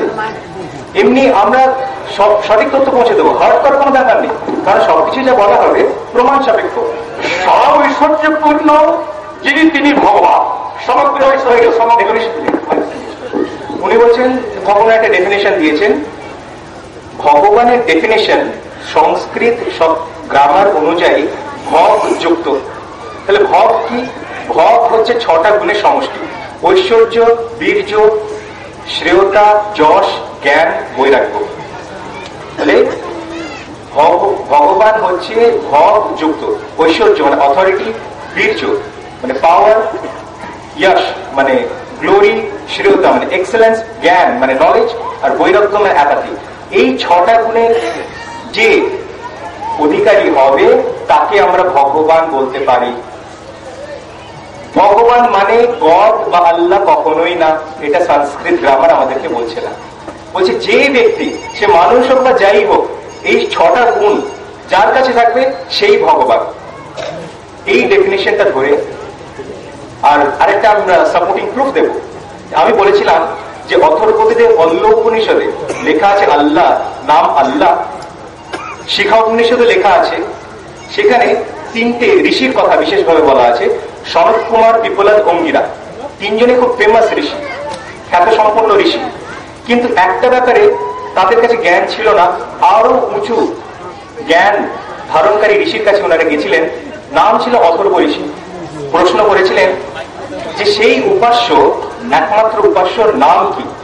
উত্তরে অথর্ব ঋষি বলেছিলেন যে সেই একমাত্র উপাস্যের নাম আল্লাহ। আমি কোনো নিজের থেকে বলছি না, বরং হিন্দু ধর্মগ্রন্থে যা লেখা আছে সেটা বলছি। তাহলে একটা জিনিস পরিষ্কার হলো, উনি বলছেন যে সেই একমাত্র উপাস্যের নাম আল্লাহ। কথাটা আমি এখানে শেষ করেননি, উনি বলছেন এইটা আমি কিভাবে তোমাদের কাছে বললাম, এটা আল্লাহর তরফ থেকে আমার কাছে জ্ঞান এসেছে বলেই আমি তোমাদের কাছে এটা বলতে পারছি। বললেন আমি নিজের থেকে বলছি, বললেন আল্লাহর তরফ থেকে আমার এই জ্ঞানটা এসে সেই জন্যই তোমাদেরকে জানাতে পারছি যে একমাত্র উপাস্য নাম আল্লাহ। সেই জ্ঞানটা তোমাদের কাছে ছিল না, সেই জ্ঞানটা তোমাদের কাছে দিলাম। সেকেন্ড পয়েন্ট, সেই কথোপকথনে যেটা হয়েছিল, এই তিনটে ঋষি যখন অ্যাপ্রোচ করেছিলেন ভগবান, যখন অ্যাপ্রোচ করেছিলেন অথর্ব ঋষির কাছে, গেছিলেন অথর্ব ঋষির কাছে, তখন তাকে সম্বোধন করেছিলেন ভগবান অথর্ব ঋষি বলে। সংস্কৃতের ওই হিন্দু ধর্মগ্রন্থে লেখা আছে। যখন বলেছিলেন ভগবান অথর্ব ঋষি, ওনারা কি ভেবেছিলেন যে অথর্ব ঋষিও ভগবান? একদম না। ওনাদের ধারণা এই ছিল যে ওনারা মনে করেছিলেন যে এই ব্যক্তি ওই 6টা গুণ, যে 6টা গুণের কথা বললাম, সেই 6টা গুণ ওনার মধ্যে আছে। কাজেই ভগবান মানুষকে বলা হয় সেই সমস্ত মানুষ যার কাছে বিশেষ বিশেষ কিছু গুণ থাকে। ভগবান আল্লাহর নাম না, আর আল্লাহর নাম কি সেই একই শ্লোকে উনি পরিষ্কার করছেন। এবার প্রশ্ন আসছে, কৃষ্ণ কি ভগবান না মানুষ? যেরকম আমি বললাম যে খুব পরিষ্কার ভাবে দয়ানন্দ সরস্বতী বলেছেন নিজের বই, উনার বই আপনারা পড়তে পারেন, কিনতে পারেন, লেখা আছে সত্যের প্রকাশ। উনার বইয়ের নাম হচ্ছে সত্যের প্রকাশ। আর্য সমাজের প্রতিষ্ঠাতা, খুব বড় পণ্ডিত, উনি বলছেন যে ভগবান কৃষ্ণ সম্বন্ধে ওনাকে কেউ প্রশ্ন করে, তো কাজে আমি একটা পণ্ডিতের উত্তর আপনাদের সামনে তুলে ধরছি, নিজে থেকে কিছু বলছি না। বলছেন যে কৃষ্ণ মানুষ না ভগবান? তো উনি বলছেন যে কৃষ্ণ মানুষ, ভগবান হতে পারেন না। কারণ কি? উনি বলছেন যে বেদে লেখা আছে, বেদে যা লেখা আছে সেটা মানতে বাধ্য, যে ভগবান কখনো হিউম্যান বিইং হিসেবে, মানুষ হিসেবে জন্মাতে পারে না। কেউ বলছে, তাকে পাল্টা প্রশ্ন করেছে যে তাহলে কি যে ভগবদ গীতাতে লেখা আছে, যেটা ভগবদ গীতাতে লেখা আছে সম্ভবামি যুগে যুগে, তুমি তো জানবেন chapter number 4 verse number 8, verse number 7 and 8, यदा यदि धर्मस्य ग्लानिर्भवति भारतः सर्वे तदर्थं शुद्धमेव গেছে, এবং শেষে আছে সম্ভবামি যুগে যুগে। তো এই কথাটা যে ভগবদ গীতাতে লেখা আছে সেটার ব্যাখ্যা কি হবে? আর্য সমাজের সেই মহাপণ্ডিত স্বামী দয়ানন্দ সরস্বতী বলেছিলেন যে দেখুন, দুটো লেভেলে আমি উত্তরটা আপনাদের কাছে তুলে ধরবো। প্রথম লেভেল হচ্ছে, অন্য কোনো বইয়ে যদি কোনো মতবাদ লেখা থাকে যেটা বিরোধ করে বেদের, সেটা আমরা মানতে পারি না, এই কথাটা উনি বলেছিলেন। আর এটা বেদের কথা খণ্ডন করছে যে ভগবান আসতে পারে। আর দ্বিতীয় কথা, যেহেতু উনি সবসময় বলতেন যে মানে এতক্ষণ আমিও ভগবান ইউজ করছিলাম, কিন্তু ডেফিনেশনটা জানা ছিল না বলে আমাকে বাধ্য হচ্ছিল করতে। এখন আমি আল্লাহ বলতে পারি, কারণ ডেফিনেশনটা সবার কাছে ক্লিয়ার। উনি বলেছিলেন যে একমাত্র যে উপাস্য, যে একমাত্র আল্লাহ, অবশ্যই উনি আল্লাহ শব্দ ব্যবহার করেন, একমাত্র উপাস্য শব্দ ব্যবহার করেছেন। বলেছিলেন যে কৃষ্ণ, উনি চেয়েছিলেন যে এত যে দুঃখ দুর্দশা চারিদিকে দেখছেন, তো উনি চেয়েছিলেন, ওনার একটা মনোবাসনা হয়েছিল যে না, আমি যুগে যুগে পাঠানো হই, আমি যুগে যুগে পাঠানো হই যাতে করে আমি সংস্কার করতে পারবো, এই সমাজে সংস্কার করতে পারবো। যুগে যুগে যে পাঠানো হবে সেইটা অ্যাকচুয়ালি মানুষ হিসেবেই পাঠানো আকাঙ্ক্ষা উনি করেছিলেন, মানুষ হিসেবে আসেননি। কারণ বেদে এই কথাও লেখা আছে যে রিইনকার্নেশন, বহু জন্ম হয় না, বেদে লেখা আছে একবারই জন্ম হয়। তাহলে কাজেই আমরা বুঝতে পারলাম যে যে ব্যক্তি যতই মহান হোক না কেন, আমরা জানি যে নবীদের আলাদা দরজা আছে, রসুলদের আলাদা দরজা আছে, সাধারণ মানুষের একটা দরজা আছে। সাধারণ মানুষের মধ্যে কেউ সালেহীন হয়, কেউ শুহাদা হয়, কেউ সিদ্দিকীন হয়, নবুয়তের দরজা শেষ। বিভিন্ন ক্যাটেগরি আছে, জান্নাতের বিভিন্ন স্তর আছে। কিন্তু সেই ব্যক্তি যতই ওপরের ব্যক্তি হোক না কেন, সে কখনো মানে আল্লাহ হয়ে যাবে না। খালে স্রষ্টা থাকবে, আর সৃষ্টি সবসময় সৃষ্টি থাকবে। যেমন মোহাম্মদ সাল্লাল্লাহু আলাইহি ওয়াসাল্লাম, ওনার মর্যাদা খুব উচ্চ, কিন্তু কখনোই কোন মুসলিম বলবে না যে মোহাম্মদ আল্লাহ হয়ে গেছে। এই কথাটা যদি বলে সে মুসলিমই থাকবে না। কাজেই মানুষের মর্যাদা যতটা দেওয়া উচিত, ঠিকই কথা, ভালো কথা, সম্মান করা উচিত, কিন্তু তাকে ভগবান বলে ঠেলে দিতে পারে না, বা আল্লাহ বলে ঠেলে দিতে পারে না। কাজেই যত মানুষ পৃথিবীতে এসে সকলেই মানুষ এবং কেউই আল্লাহ নন, এটা পসিবল না। কোরআন পরিষ্কার করেছে, বেদ পরিষ্কার করেছে। দ্বিতীয় প্রশ্ন, যে উনি বলছেন যে গড কি স্পিরিচুয়াল না ম্যাটেরিয়াল? আল্লাহ সুবহানাহু ওয়া তাআলা বলছেন ওয়ালাম ইয়াকুল লাহু কুফুয়ান আহাদ, উনাকে কোনো কিছুর সঙ্গে কখনো কম্পেয়ার করা যায় না। নাতাসিয়া প্রতিমা আস্তি ইয়াজুবে 4 নম্বর 31 নম্বর 3, কোনো কিছুর সঙ্গে কখনোই কম্পেয়ার করা যায় না। আমরা যেরকম মেটেরিয়াল কথা আমাদের পারসেপশন আছে, স্পেস আর টাইমের পারসেপশন আছে, উনি এগুলোর অধীনে না, আমরা এগুলোর অধীনে, উনি এগুলো থেকে অনেক বড়। আর সূরা নম্বর 42 আয়াত নম্বর 11-তে বলা আছে যে ওনার কথা কখনো কেউ মানে ধারণা করতে পারে না, ধারণা পোষণ করতে পারে না। তো উনি যে অ্যাকচুয়ালি কি সেটা আমাদের অত গভীর জ্ঞান দেওয়া হয়নি, প্রয়োজনও নেই। আমাদেরকে একটা পরীক্ষা দিতে হবে, ধরে নিই ফিজিক্স পরীক্ষা দিতে হবে, সেই রাতে আমরা কেমিস্ট্রি পড়তে যাব না। আমাদের টার্গেট হচ্ছে জান্নাতে যাওয়া বা স্বর্গে যাওয়া। তো তার জন্য হুকুম এসছে, আহকাম এসছে, বিধিবিধান এসছে, আনসারগুলো এসছে, কোয়েশ্চেনগুলো আমরা জানি যেটা পরীক্ষা। তো যেই পরীক্ষায় পাস উত্তীর্ণ হওয়ার জন্য যাবতীয় যা দরকার সকল কিছু কোরআন মাজিদের মধ্যে আছে। কেউ কেউ বলে যে কোরআন মাজিদে সবকিছু আছে, এরকম বলবেন না, প্রবলেমে পড়ে যাবে। কোরআন মাজিদে হিদায়াতের জন্য যাবতীয় যা দরকার সবকিছু আছে। আশা করি উত্তরটা পাওয়া গেছে। এই কথা যেটা বলা হলো হাদিসের উদ্ধৃতি দিয়ে, এটা যেমন সত্য, তাহলে কিয়ামতের দিনের কথাটাও কি সত্য? হ্যাঁ, এটাও সত্য। আর বলছে এটা কি সব ধর্মেই আছে? কিয়ামতের কথা সব ধর্মেই আছে। হিন্দু ধর্মের গ্রন্থের মধ্যেও কিয়ামতের কথা বলা আছে, ঋগ্বেদ অথর্ববেদ বিভিন্ন জায়গায়, এবং বলা আছে সেই দিনের পরে কিছু মানুষ স্বর্গে যাবে, কিছু মানুষ নরকে যাবে, যেটা জান্নাত বা জাহান্নাম বলে আমরা জানি। এই কথাটাও বিভিন্ন ধর্মগ্রন্থে আছে, সেই জন্য একইভাবে সেটাও সত্য। মদ ও শুয়োরের মাংস খাই, তো আমাকে বলেছেন মেহবুব হাসান, বলছেন যদি একটু খাওয়া হয় তাহলে অসুবিধা কি? ধর্ম ও বিজ্ঞানের ভিত্তিতে। তো ধর্মের ভিত্তিতে আলোচনা করতে গেলে শুয়োরের মাংস খাওয়া যে হারাম বিভিন্ন জায়গায় এসছে। সূরা মাইদা সূরা নম্বর 5 আয়াত নম্বর 3-এও এসেছে, আরো এসছে সূরা বাকারা সূরা নম্বর 2 আয়াত নম্বর 143, 173, সূরা Nahl chapter number 16 verse number 115, আর সূরা Anam chapter number 6 verse number 145। যেখানে বলছে আল্লাহ সুবহানাহু ওয়া তাআলা বলছেন হরিমাত আলাইকুমুল মাইতাতু ওয়াদ দামু ওয়া লাহমুল খিনজির ওয়া মা উহিল্লা লিগাইরিল্লাহি বিহি, অর্থাৎ হারাম করা হয়েছে তোমাদের উপর 4টে জিনিস। হরিমাত আলাইকুমুল মাইতা, মাইতা মানে মৃত জন্তুর মাংস, ওয়াদাম মানে রক্ত, ওয়া লাহমুল খিনজির মানে শুয়োরের মাংস, শুকরের মাংস, আর ওয়া মা উহিল্লা লিগাইরিল্লাহি বিহি মানে অন্য কোনো উপাস্যের প্রতি উৎসর্গ করা খাদ্য। 4টে জিনিস হারাম করা হয়েছে, তো সেই কারণে কোনো মুসলিম খায় না। কিন্তু অনেকেরই হয়তো জানেন নেই, হিন্দু ধর্মগ্রন্থে Manusmriti chapter number 4 verse number 49 এবং Vishnu Sutra chapter number 4 verse number 19-এও সেই নিষেধাজ্ঞা করা আছে।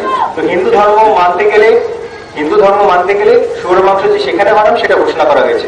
বিজ্ঞানে দিয়ে এটুকুই বলতে হয় যে শুয়োরের মাংস খেলে 70 রকম আলাদা আলাদা ডিজিজ, রোগ হতে পারে। তো 70 রকমের রোগ যদি একটা মাংস সেবনের জন্য হয়, তাহলে সেটা যদি বিরত থাকা যায়, সেটা যে বিজ্ঞানসম্মত, সেটা আমাদের কাছে বোঝা খুব একটা অসুবিধার কথা নয়। জানে কোরআন শরীফ বুঝে পড়ার গুরুত্ব আরবিতে বা বাংলায় সন্দেহ নেই, তার জন্য শিক্ষা দরকার, অথচ আমি মুসলিম শিক্ষা বঞ্চিত। এ ব্যাপারে মতামত চাই। এ ব্যাপারে মতামত মানে শিক্ষা প্রতিষ্ঠান বা আলোচনা করার জায়গা। একটু বোধহয় প্রশ্নটা পড়া আমার হাতের লেখা জড়ানো বলি। হ্যাঁ, লাস্টে আছে যে মুসলিম সাধারণ শিক্ষা, আরবি শিক্ষা বা বাংলা শিক্ষা থেকে অনেক পিছিয়ে আছে, বঞ্চিত হয়ে আছে। আমি নয়, মুসলিম। এ ব্যাপারে করণীয় কি, আপনাদের সাজেশন কি সেটা? এই ব্যাপারে সাজেশন মানে বিভিন্ন শিক্ষামূলক প্রতিষ্ঠান বা ইসলামী শিক্ষা পৌঁছে দেওয়ার মতো প্রতিষ্ঠান তো আস্তে আস্তে গড়ে উঠছে। সেরকম যদি থাকে তাহলে সেগুলোর সঙ্গে জুড়ে গিয়ে মানে একটা বিভিন্ন আলোচনার রুম মানে সাপ্তাহিক বা কিছু করার প্রয়োজন। যে শিক্ষামূলক প্রতিষ্ঠান যদি আমরা চালাতে পারি তাহলে এটা লোকের কাছে অনেক সুযোগ সুবিধার কারণ হয়। আর এটা করতেই হবে, অতি অবশ্যই করতে হবে, কারণ মুহাম্মদ সাল্লাল্লাহু আলাইহি ওয়াসাল্লাম বলছেন, লেখা আছে হাদিসে, সুনান ইবনে মাজাহ হাদিস নাম্বার 224, তালাবুল ইলমি ফারিজা আলা কুল্লি মুসলিম, প্রত্যেক মানুষের জন্য এটা ফরজ করা হয়েছে যে সে ইলম হাসিল করে, বিশেষ করে দ্বীনের ইলম কথা এখানে জোর দেওয়া হয়েছে। তো সেই জন্য প্রত্যেক মুসলিমের জন্য ফরজ যেহেতু করা হয়েছে, সে প্রচেষ্টা সে নিজেকেই করতে হবে। প্রচেষ্টা করলে ইনশাআল্লাহ আল্লাহ তাআলা রাস্তা খুলে দেবেন। মাদ্রাসাগুলোতে হাদিস কোরআন ছাড়া আর অন্য কোনো শিক্ষা নেওয়ার ব্যবস্থা নেই। আমি জানতে চাই, আমি ইসলামিক দৃষ্টিভঙ্গিতে ডাক্তারি পড়া কি জায়েজ? তো উনি বলছেন যে ইসলামিক, আপনার স্লিপের প্রশ্ন আছে? হ্যাঁ, তাহলে ওই স্লিপটা বাদ দিয়ে এই প্রশ্নটা করছি, যে বলছেন যে ডাক্তারি করা কি জায়েজ বা ডাক্তার হওয়া কি জায়েজ? তো অবশ্যই জায়েজ, নাহলে ডাক্তার না হলে রোগ নির্ণয় কি করে হবে? সব রকম মডার্ন এডুকেশন যেগুলো আছে সেগুলো মাদ্রাসাগুলোতে উচিত সেগুলো শেখানো দরকার। তাহলে বিভিন্ন জিনিসগুলো আমরা বুঝতে পারবো না। আজকে মানে ডাক্তার হওয়ার প্রয়োজন নেই, কারণ যার কাছে সোর্স অফ ইনফরমেশন আছে সেই জানতে পারবে। পড়াশোনাগুলো আপনিও জানতে পারবেন, আমিও জানতে পারবো।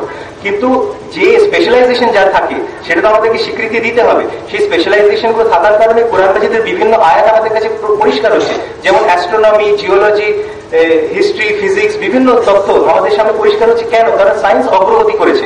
যদি সায়েন্স অগ্রগতি না করতো এই কোরআন মাজিদের আয়াত এগুলো আমরা বুঝতে পারতাম না। আয়াতে মুতাশাবিহের মধ্যে আগে ছিল, এখনো তাই থাকতো। আয়াতে মুতাশাবিহ মানে যেগুলো ভালো করে বোঝা যায় না, আস্তে আস্তে এগুলো খোলাসা কেন হচ্ছে? কারণ সায়েন্স অগ্রগতি করছে। সায়েন্সের অগ্রগতির কথা কোরআন মাজিদ উৎসাহ করে, মুহাম্মদ সাল্লাল্লাহু আলাইহি ওয়াসাল্লাম উৎসাহ দিয়েছেন, এবং সব রকম জ্ঞান দরকার, কিন্তু প্রাথমিকভাবে কোরআন হাদিসের বিশেষ করে দরকার। আর তার সঙ্গে সঙ্গে আলাদা করে না, তার সঙ্গে সঙ্গে যাবতীয় মডার্ন এডুকেশনও আমাদের সাথে সাথে দরকার। কোরআন বা কোনো দোয়া লিখে তাবিজ আকারে বা কবজ মাদুলি আকারে সেটা ব্যবহার করা বা দেওয়া ইসলামিক দৃষ্টিতে জায়েজ কিনা? আল্লাহ সুবহানাহু ওয়া তাআলা বলছেন যে দোয়া করো। আল্লাহ দোয়া শুনতে পান, আল্লাহ দোয়া শুনতে সক্ষম, আমরা সেটা বিশ্বাস করি। আল্লাহ দোয়া শুনতেও সক্ষম এবং তার পরিণতি দিতেও সক্ষম, হয় এখানে দেবেন না আখিরাতে দেবেন।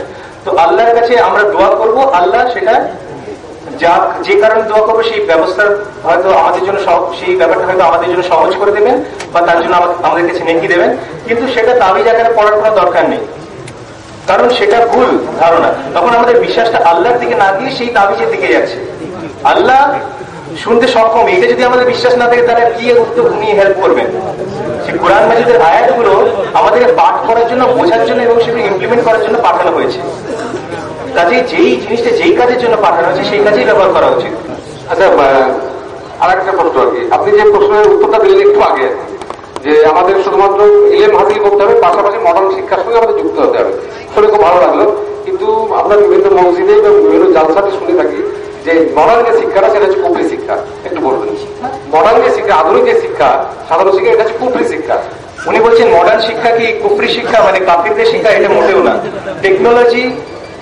টেকনোলজি যদি থাকে তাহলে তার ব্যবহার করা যেতে পারে। হয়তো টেকনোলজি যখন নতুন আসে আমরা হয়তো ভাবি যে খারাপ, কারণ মানে আবিষ্কারগুলো দেখা গেছে যে অমুসলিমরা বেশি করে থাকে, তাই তারা যেভাবে চালিত করতে চায় আমাদেরকে, আমরা সেইভাবে চালিত হই।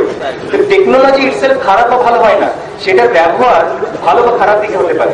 তো যত রকম মডার্ন শিক্ষা আছে, সায়েন্সের দিকে হোক বা ইঞ্জিনিয়ারিং এর দিকে হোক বা মেডিসিনের দিক দিয়ে হোক, সেটা মানুষের সুযোগ সুবিধার জন্য। সিভিল ইঞ্জিনিয়ার না থাকলে ব্রিজ হতো না, বিল্ডিং হতো না। কম্পিউটার ইঞ্জিনিয়ার, আমি একজন কম্পিউটার ইঞ্জিনিয়ার বা আইটি ইঞ্জিনিয়ার না থাকলে কম্পিউটার হতো না। ডক্টর না থাকলে চিকিৎসা হতে পারতো না। তো কাজে যত রকম মডার্ন শিক্ষা আছে সবগুলো জরুরি এবং কোনোটাই কুফরি শিক্ষা নয়। মুহাম্মদ সাল্লাল্লাহু আলাইহি ওয়াসাল্লাম বিভিন্ন শিফা মানে সুস্থ হয়ে ওঠার আরোগ্য বলে গেছেন। বিভিন্ন মেডিসিনাল ব্যাপারও সেই সময় ছিল, দোয়াও ছিল। তো এগুলো ভিত্তি ইসলামের মধ্যে আছে, কেউ যদি সেগুলো না জেনে তখন তার এইসব ধারণাগুলো হয়। কিন্তু যত রকম মডার্ন এডুকেশন সেগুলো ইসলাম এনকারেজ করে। এখানে বলছে যে হিন্দু ভাইরা বিশ্বাস করেন 1,24,000 পয়গম্বরের মধ্যে শিব, বিষ্ণু, ব্রহ্মাও নাকি গণনায় আছেন। তো ব্যাপারটা এরকম, যত হিন্দু, সাধারণ হিন্দু যত ভগবান বানিয়ে নিয়েছে সেগুলো হয় মানুষ বা ফেরেশতাদের মধ্যে। যেমন পরশুরামের কথা বলে তারা, সেটা আসলে জিবরাইল আলাইহিস সালামের দিকে ইঙ্গিত। সবকিছু ব্যাখ্যা দেওয়া সম্ভব না। ব্রহ্মা যার কথা বলা হয়েছে, ব্রহ্মার আগে শিবের দিকে আসি। একটা ঘটনা ঘটেছিল যে শিব গণেশের জন্মের আগে, পুরো ব্যাখ্যাটা আমি সাধারণত অন্যান্য বক্তব্যে রেখে থাকি, দাওয়াতের উপর যদি স্পেসিফিক থাকে। আজকে হিন্দু আর আলোচনা করতে ওটা দেওয়া হয়নি, ওটা আলোচনা করবো না, সময় নেই। তো শিব গণেশের জন্মের আগে একটা জায়গায় গেছিল কৈলাস পর্বতে, কি করতে? ভগবানের প্রতি ধ্যান করতে। শিব যদি অন্য জায়গায় যায় ভগবানের প্রতি ধ্যান করতে, এ থেকে এটা পরিষ্কার হয়ে যায় যে শিব ভগবান না, নাহলে কেন যাবে ভগবানের প্রতি ধ্যান করতে, তাই তো? তাহলে শিব আশা আছে কিছু না, সাধারণ একটা জিনিস। এটাই প্রমাণ করা হচ্ছে যে শিব মানুষ, সেজন্য ভগবানের প্রতি ধ্যান করতে গেছে, যেরকম বিভিন্ন লোকে করে থাকে, মানে চিন্তা ভাবনা করে থাকে। আর ব্রহ্মার ব্যাপারে আছে, যদি বুঝতে বেশি অসুবিধা হবে না, যে ইব্রাহিম, যেটা আমরা বলি ইব্রাহিম আলাইহিস সালাম, ইংরেজিতে ইব্রাহিম বলা হয়। ব্রাহ্মীণ, যেটা ব্রাহ্মীণ শব্দটা ইব্রাহিম থেকে উৎপত্তি। ইব্রাহিম কে নসল সে আনে ওয়ালা, ইব্রাহিমের বংশ থেকে যারা এসেছে তাদেরকে ব্রাহ্মণ বলে। তো সেই হিসেবে ব্রহ্মা সংস্কৃত শব্দে ব্যবহার করা হয় যে ব্রহ্ম জ্ঞান যে পেয়েছিল, যার কাছে ব্রহ্মাণ্ডের এবং অ্যাকচুয়ালি ব্যাপারটা এরকম, ব্রহ্মা অ্যাকচুয়ালি ইব্রাহিমকে বোঝায়। এটা বিশেষ গবেষণা করলে আমরা এটা বুঝতে পারি। 100% শিওর হয়ে বলা যাবে না, কারণ 100% জ্ঞান এগুলো সম্বন্ধে আমাদের দেওয়া হয়নি। যেরকম আমি বলেছিলাম সুহুফে উলার কথা, সুহুফে উলা, তো সেটা অনেকের ধারণা, যেমন তওরাত কোরআন মাজিদে আছে মুসা আলাইহিস সালামের কাছে এসেছে, জাবুর ওয়া আতাইনা দাউদ জাবুরা যেমন আছে সূরা নিসা সূরা নম্বর 4 আয়াত নম্বর 163। তারপরে ইনজিল ঈসা আলাইহিস সালামের কাছে এসেছে। তেমনি সুহুফে উলা কার কাছে এসেছে জানা যায় না, অনেকের ধারণা নূহ আলাইহিস সালামের কাছে এসেছে, কিছু গবেষণা তার প্রমাণ দিচ্ছে কিছু কিছু। তেমনি অনেকের ধারণা যে অথর্ব বেদ যেটা সেটা এসে অথর্ব ঋষির কাছে, আর রিসার্চ করে দেখা যাচ্ছে যে অথর্ব ঋষি আর কাউকে না বরং ইসমাইল আলাইহিস সালামকে ইন্ডিকেট করছে। এর উপরে বিভিন্ন ব্যাপার আছে। হিন্দু ধর্মে যতজনকে মানে ভগবান বানিয়ে নেওয়া হয়েছে সেগুলো গণ্যমান্য ব্যক্তিত্ব ছিল। পরে নূহ আলাইহিস সালামের সময়ও সেই মূর্তি পুজো শুরু হয়ে যায়। সেই লাত সুয়া ইয়াহুদ ইয়াউক নাসার সমস্ত গণ্যমান্য ব্যক্তিত্ব ছিল, পরও তাদেরকে ওরা ভগবান বানিয়ে নিয়েছিল। সেই ভুলটাই আবার করা হয়েছে। একটা কথা উঠে এসেছিল আলোচনা সভার মধ্যে, ডক্টর মরিস বুকাইল একটা খুবই গুরুত্বপূর্ণ তথ্য সম্পূর্ণ একটা বই লিখেছিলেন, the Bible, the Quran and science. সেই উনি অনেক রিসার্চ করে লিখেছিলেন। রিসার্চ না করলে আজকেও আমরা যদি গবেষণা করতাম পেতাম, কিন্তু যখন করে রেখেছেন খুব সুবিধা হয়েছে আমার কাছে। উনি বলছেন যে বাইবেলে অনেক তথ্য এরকম আছে যেটা সায়েন্সের বিরোধী, কিন্তু কোরআন মাজিদে একটু এর তথ্য এরকম নেই যেটা সায়েন্সের বিরোধী। যেমন যে পৃথিবী ঘূর্ণশীল, এটা সূরা আম্বিয়ার মধ্যে লেখা আছে, কোরআন মাজিদে আছে।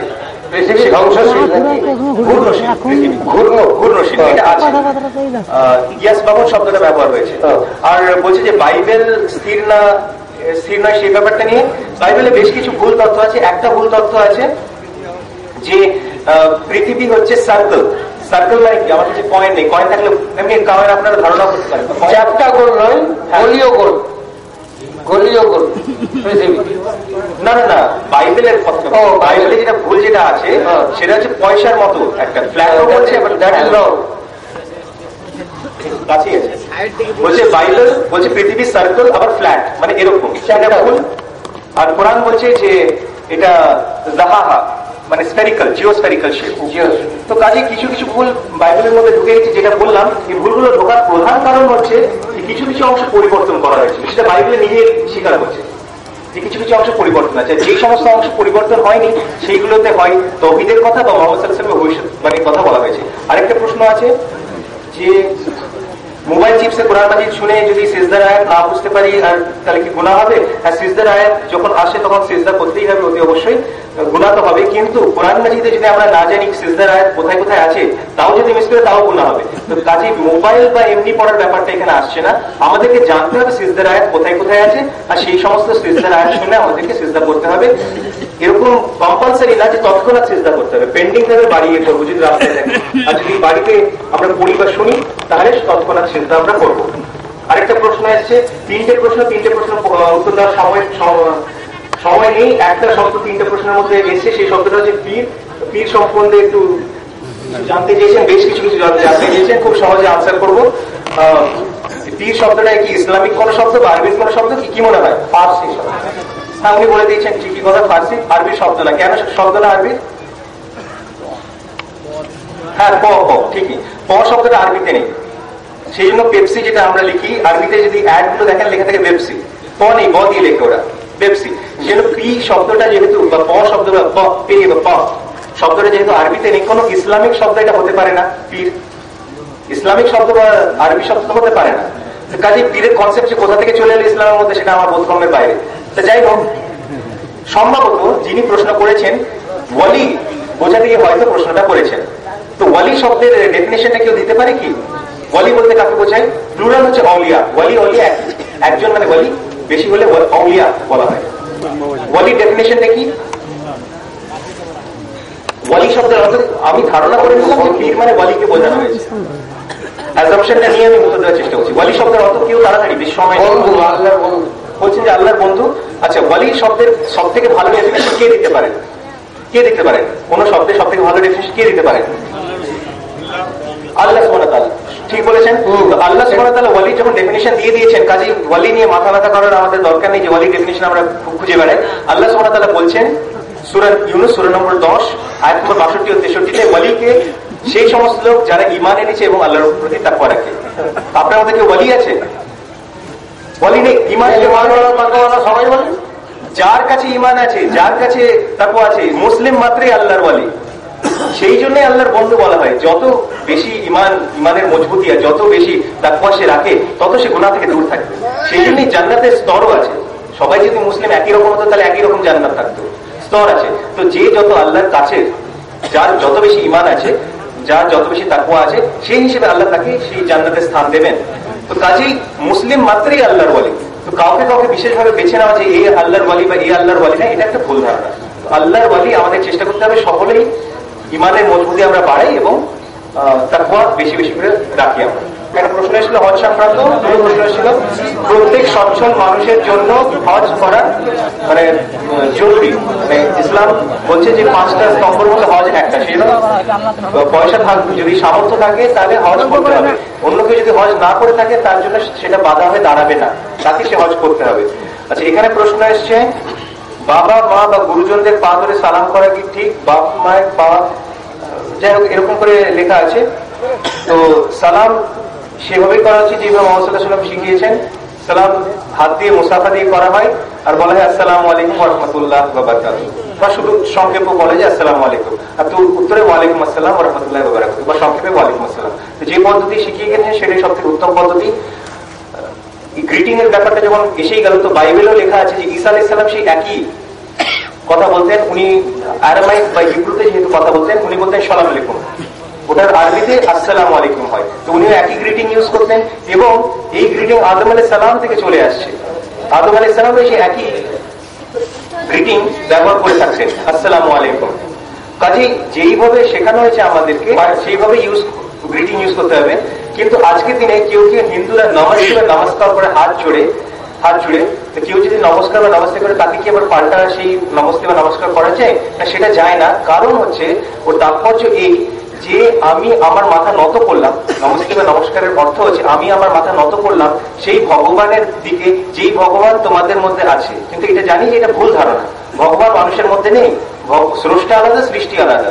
আর সেটা হিন্দুইজমও তাই বলে, হিন্দু ধর্মগ্রন্থ তাই বলে। কারো যদি ভুল ধারণা হয়ে থাকে সেই ভুল ধারণাটা ভাঙানোর দরকার।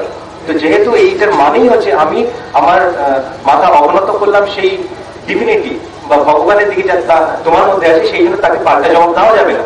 কারণ আমরা তো কারেক্ট কনসেপ্টটা জানি, সেই জন্য অন্য কোনো পদ্ধতিতে সালাম চলবে না। পীরের ব্যাপারে একটা প্রশ্ন এসছে, পীরের ব্যাপারে আগে একটা ব্যাখ্যা হলো, বলছে মানা যাবে কিনা।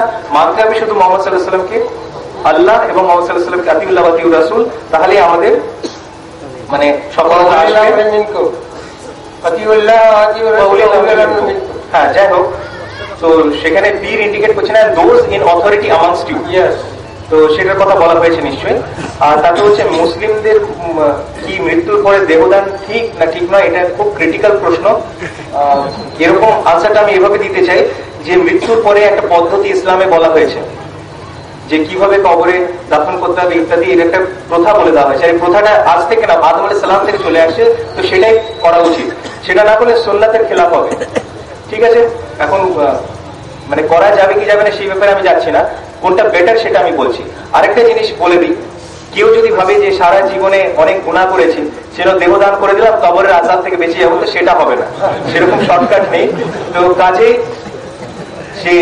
সে যে কোনো ব্যক্তি হোক, মুসলিম বা অমুসলিম, যারা কবর দেয় না, আলমে বারজাক, কবর খোদাই করলে আমরা কোনো বারজাকের আযাব দেখতে পাবো না, বা বারজাকের যে জান্নাতের সাদৃশ্য সেটাও দেখতে পারবো না। আলমে বারজাক আমরা আমাদের বোধগম্যের বাইরে, চোখের আড়ালে। আলমে বারজাক, আলমে আরওয়াহ দুটোই আমাদের বোধগম্যের বাইরে। আমাদের শুধু আলমে খালক নিয়ে আমরা শুধু যত গবেষণা করতে পারি। তো কাজেই সেটা কোনো সলিউশন না। কাজেই যেইভাবে বলা আছে, যেই প্রথাতে বলা আছে সেইভাবেই। আচ্ছা ইঞ্জিনিয়ার সাহেব, আমার কাছে একটা ছোট্ট প্রশ্ন এসেছে, আপনি এক কথায় উত্তর দিন। ঈসা নবী কিভাবে পিতা ছাড়া জন্ম নিয়েছিলেন? এটা আল্লাহ সুবহানাহু ওয়া তাআলা বলেছেন যে এটা একটা মিরাকল। আল্লাহ যদি চান মিরাকল করতে পারেন, তার কাছে কোনো ব্যাপার না। আর এটা এসছে সূরা ইমরান সূরা নম্বর 3 আয়াত নম্বর 43 থেকে 47। সেই এটা যে মিরাকল সেটা বাইবেলেও আছে। বাইবেলেও বলছে যে ঈসা আলাইহিস সালাম বাবা ছাড়া জন্মগ্রহণ করেছেন, এবং বাইবেলে আছে gospel of Matthew chapter number 1 verse number 18, gospel of look chapter number 1 verse নম্বর 35। কিন্তু আজকের দিনে দুর্ভাগ্যজনক বশত দেখা যায় যে কিছু কিছু খ্রিস্টান সে কথা মানতে চায় না। কিন্তু আল্লাহ কোনো কিছু করতে সক্ষম। আল্লাহ বলছেন যে ঈসার মিসাল মানে সাদৃশ্য কিছুটা এরকম আদমের মতো। আদম যেরকম বাবা মা ছাড়াই আল্লাহ সৃষ্টি করেছিলেন, তো ঈসাকে বাবা ছাড়া সৃষ্টি করা আল্লাহর জন্য খুব বড় ব্যাপার না। আল্লাহ যখন বলেন কোন আল্লাহ যখন যা কিছু চান বলেন কুন ফায়াকুন, আল্লাহ বলেন হও আর সেটা হয়ে যায়। একটা ক্রিটিক্যাল কোয়েশ্চেন এসে গেছে, মানে আমি এটা ডিসকাস করলে আমি মনে করি ভালো। বলছি যে রূহ সম্বন্ধে বলছে আল্লাহর রূহ নাকি মানুষের মধ্যে আছে।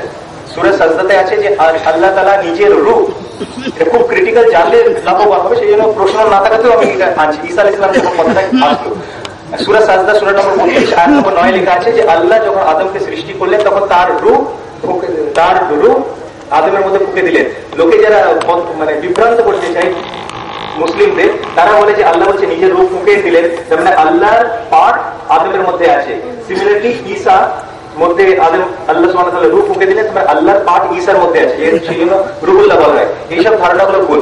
কারণ কি, যেমন আমরা সবাই জানি যে মুসা আলাইহিস সালামের লাঠি, মুসা আলাইহিস সালামের হাত আসা, মুসা আলাইহিস সালাম হাত, মুসা আলাইহিস সালামের অঙ্গ, মুসা আলাইহিস সালামের লাঠি, মুসা আলাইহিস সালামের অঙ্গ না। আল্লাহর যা কিছু আছে আল্লাহ নিজের হাত দিয়ে বানিয়েছেন। হাত কিরকম আমাদের জানা নেই, আল্লাহর হাত আছে। আল্লাহ শুনতে পান, কিভাবে শুনতে পান আমরা জানি না, এগুলো বর্ণনা আছে। কিন্তু আল্লাহ যখন বলছেন রূহ, তখন আল্লাহ এইভাবে বোঝাতে চাইছেন যে এটা আমার একটা সৃষ্টি। কেন? কারণ সূরা 17 সূরা নম্বর ইসরা সূরা 17 আয়াত নম্বর 85-তে আল্লাহ জানতেন এই সমস্ত প্রশ্ন নিয়ে লোকের মধ্যে বিভ্রান্তি সৃষ্টি করা হবে। বলছে তারা তোমাকে জিজ্ঞেস করে, বাকিরা তোমাকে জিজ্ঞেস করে যে আল্লাহর রূহ সম্পর্কে আমাদের বলুন। তাদের বলে দিন রূহ ইজ ফ্রম আল্লাহর কমান্ড, আল্লাহর হুকুম। আল্লাহর হুকুমে আমরুল্লাহ, আল্লাহর হুকুমের এটা সৃষ্টি, আল্লাহর হুকুমের কারণে এটা সৃষ্টি হয়েছে। এটা খাল, যেমন মানুষও সৃষ্টি, রূহও সৃষ্টি। সেই সৃষ্টি রূহটাকে আদমের বডির মধ্যে ঢুকিয়ে দেওয়া হয়, তো ওটা আল্লাহর কোনো পার্ট না। সবাই জানে। যাই হোক, এটা প্রশ্নটা বড় বিয়ে নিয়ে একটা প্রশ্ন এসছে যে ছেলে মেয়ের পছন্দ থাকলে বাবা মা অপছন্দ থাকলে, এরকম প্রশ্নটা এসছে। তো শর্টে বলতে গেলে এরকম হয় যে ওয়ালির মানে পারমিশন অতি অবশ্যই জরুরি। কিন্তু কারো যদি মানে বলছে ছেলে মেয়ের মধ্যে পবিত্র ভালোবাসা আছে, পবিত্র ভালোবাসা বলে ইসলামে কিছু নেই। তো যদি কারো মনে হয় যে একটা ছেলে ভালো আছে, তার কাছে সম্বন্ধ পাঠানো যেতে পারে, কিন্তু সেটা প্রপার ওয়েতে পাঠাতে হবে। তার মানে নিজেদের মধ্যে আলাপ পরিচিত গোপনে করা যাবে না। বাবা মা যদি ইনিশিয়েট করতে হবে, বা ছেলে মেয়ের বাড়িতে প্রপোজাল পাঠাতে পারে, মেয়ে ছেলের বাড়িতে প্রপোজাল পাঠাতে পারে, কিন্তু এই যেরকম কথাটা লেখা আছে কথাটাই ভুল। সেই জন্য বাবা মার যে ওয়ালির যে সম্মতির কথা বলছে সেটা অতি অবশ্যই দরকার। মেয়েদের ইনকাম করা কি জায়েজ না জায়েজ? আমার কাছে এসে মেয়ে ছেলেদের চাকরি করা কি জায়েজ? আচ্ছা, একই কোয়েশ্চেন, একই কোয়েশ্চেন, উত্তর দিন। ওর উত্তরটা এরকম যে কোরআন মাজিদ বা সহিহ হাদিস মেয়েদেরকে বাধা দেয় না কাজ করতে, কিন্তু যদি তারা কাজ করে সেটা যেন হিজাবের মধ্যে দিয়ে পর্দার সাথে হয়। আর এমন কিছু কাজ আমরা জানি জরুরি। কোনো মেয়ে যদি কোনো ডাক্তারের কাছে যেতে চায়, ইসলাম বলছে কোনো মেয়ে চিকিৎসকের কাছে যাও। কি করে যাবে? যদি মেয়ে চিকিৎসক না হয় তাহলে যাবে কার কাছে? ছেলের কাছে যেতে হবে। সেই জন্য টিচার, ডক্টর বা এমন ক্ষেত্রে যুদ্ধক্ষেত্রে হেল্পের জন্য মেয়েদেরকে নিয়ে যাওয়া হতো, কিন্তু তারা হিজাবের সঙ্গে থাকতো, পর্দার সঙ্গে থাকতো। হিজাবের কথা কোরআন মাজিদে দুটো জায়গায় বলা আছে, সূরা নূর সূরা নম্বর 24 আয়াত নম্বর 30-31, যেটা আমাদের বারবার বলা হচ্ছে যে হোমওয়ার্ক করতে হবে। শুধু রেফারেন্স গুলো দিয়ে যাচ্ছি, সূরা আহজাব সূরা নম্বর 33 আয়াত নম্বর 59। এই সমস্ত জায়গায় হিজাবের পরিপূর্ণ বিবরণটা আছে। সেই হিজাবের সাথে যদি কেউ কাজ করতে চায় কাজ করতে পারে। তো আমরা আমাদের ইসলামিক মেসেজের থেকে কি করে সেন্ড করবো? দেখি ইসলামিক মেসেজটা আমরা কি করে দিব? অর্থাৎ দাওয়াতি কাজ এটাই কি করে আমরা করবো? আমরা এটা তো বলেই দিলাম যে কোরআন মাজিদ ফাযাক্কির বিল কুরআনি মা ইয়াখাফু ওয়াঈদ, কোরআনের মাধ্যমে দিতে হবে। আতিউল্লাহ ওয়া আতিউর রাসূল মানে রাসূলের যে ফরমান সেটা মানে হাদিসের মাধ্যমে দিতে হবে। আর যেই আয়াতটা আজকে সবথেকে বেশি কোট করা হয় দাওয়া ফিল্ডে, সূরা ইমরান সূরা নম্বর 3 আয়াত নম্বর 64, বিভিন্ন দায়ী কোট করে থাকেন যে কিতাব তাআলিল কালিমাতিন সাওয়াইন বাইনা বাইনাকুম, এসো সেই কথার দিকে যেটা আমাদের এবং তোমাদের মধ্যে একরকম। তো এটা কেন এত গুরুত্বপূর্ণ? কোন দায়ী আজকে ইউজ করছে সেই জন্য গুরুত্বপূর্ণ না, সেই ধারণাটা ভুল। এটা মুহাম্মদ সাল্লাল্লাহু আলাইহি ওয়াসাল্লাম এইভাবে পাঠিয়েছিলেন ঠিকই, এই আয়াতটা লিখে। সেই জন্য ওনার পদ্ধতি মেনে যদি কেউ দায়ী আজকে এই কাজটা করে তাহলে ঠিক করছে। মুহাম্মদ সাল্লাল্লাহু আলাইহি ওয়াসাল্লাম হিন্দু কিং রাজাদের যখন লেটার পাঠাতেন, হিন্দু বলা ভুল, অমুসলিম রাজাদের তিনি লেটার পাঠাতেন, তখন এই আয়াতটা থাকতো, এসে এই কথা লিখে যেটা তোমাদের আমাদের মধ্যে একরকম। তারপরে কথাগুলো আছে আল্লাহর দিকে ডাকা, এবং আল্লাহর সম্বন্ধে বিভিন্ন ধর্মগ্রন্থ থেকে যদি উদ্ধৃতি তুলে দিতে পারি তাহলে তাতে কোনো অসুবিধা নেই। একটা রেফারেন্স আবার টেনে আনতে হচ্ছে, বললাম বাল্লিগু আন্নী ওয়ালাউ আয়া, সেই একটি মাত্র আয়াত যদি জানো না কেন লোকেদের কাছে পৌঁছাও। সেই হাদিসটা অত সংক্ষেপ হাদিস না, হাদিসটা একটু বিস্তারিত হাদিস ছিল। রেফারেন্সটা আবার বলে দিচ্ছি, সহিহ বুখারী ভলিউম নাম্বার 4 বুক নাম্বার 56 হাদিস নাম্বার 667। বলা হচ্ছে যে তোমরা বনি ইসরাইলদের রিওয়ায়াত থেকে বর্ণনা করতে পারো। বলছে বনি ইসরাইলদের রিওয়ায়াত থেকে বর্ণনা করতে পারো, তাহলে বাইবেল ইউজ করা যেতে পারে। আমরা জানি যে সংরক্ষিত নেই, কিন্তু তৌহিদের কথা তার সত্ত্বেও সংরক্ষিত আছে, মুহাম্মদ সাল্লাল্লাহু আলাইহি ওয়াসাল্লামের কথা তার সত্ত্বেও সংরক্ষিত আছে। সেই কথাগুলো আমরা তুলে বলতে পারি। আমাদের বেসিস কিন্তু কোরআন মাজিদ আর সহিহ হাদিস, ওগুলো অ্যাডিশনাল রেফারেন্সের জন্য আমরা দিতে পারি। তো কেউ যদি বলে বনি ইসরাইলের সেই সব রিওয়ায়াতের কথা বলা হচ্ছে, সেই সব ন্যারেশনের কথা বলা হচ্ছে যেগুলো কোরআন মাজিদ ও সহিহ হাদিসে আছে, তো আমরা তার জবাবে বলবো যে হাদিসটা এখানেও কমপ্লিট না। বলছে যদি বনি ইসরাইলদের রিওয়ায়াত থেকে রিওয়ায়াত মানে বর্ণনা করতে পারো এবং এই কাজ যদি করো, তাহলে তোমাদের জন্য কোনো গুনাহ কাজ না। যদি আমরা কি কেউ ধারণা করি যে কোরআন মাজিদ ও সহিহ হাদিসের কথা পৌঁছানো গুনাহ কাজ? মনে করি না। কিন্তু অনেকের ধারণা হতে পারে যে বাইবেল যদি ইউজ করি তাহলে তো গুনার কাজ হতে পারে। সেই কারণে হাদিসে ক্ল্যারিফাই করছে যে এদের কোনো গুনার কাজ নেই, বনি ইসরাইলদের রিওয়াজ পৌঁছে দেওয়ার জন্য কোনো নেই, গুনার কাজ না। আর যেহেতু সেই সময় মুসলিম ছাড়া বেশিরভাগ আহলে কিতাব ছিলেন, সেই বইয়ের কথা বলা হয়েছে। আজকে অন্য ধর্মাবলম্বী লোকের সঙ্গে যদি সাক্ষাৎ হয়, সেই বইয়ের কথাগুলো আমরা উদ্ধৃত করতে পারি। মহাভারতে কৃষ্ণকে প্রথম কোন দেবতা ভগবান বলেছিলেন এবং কেন?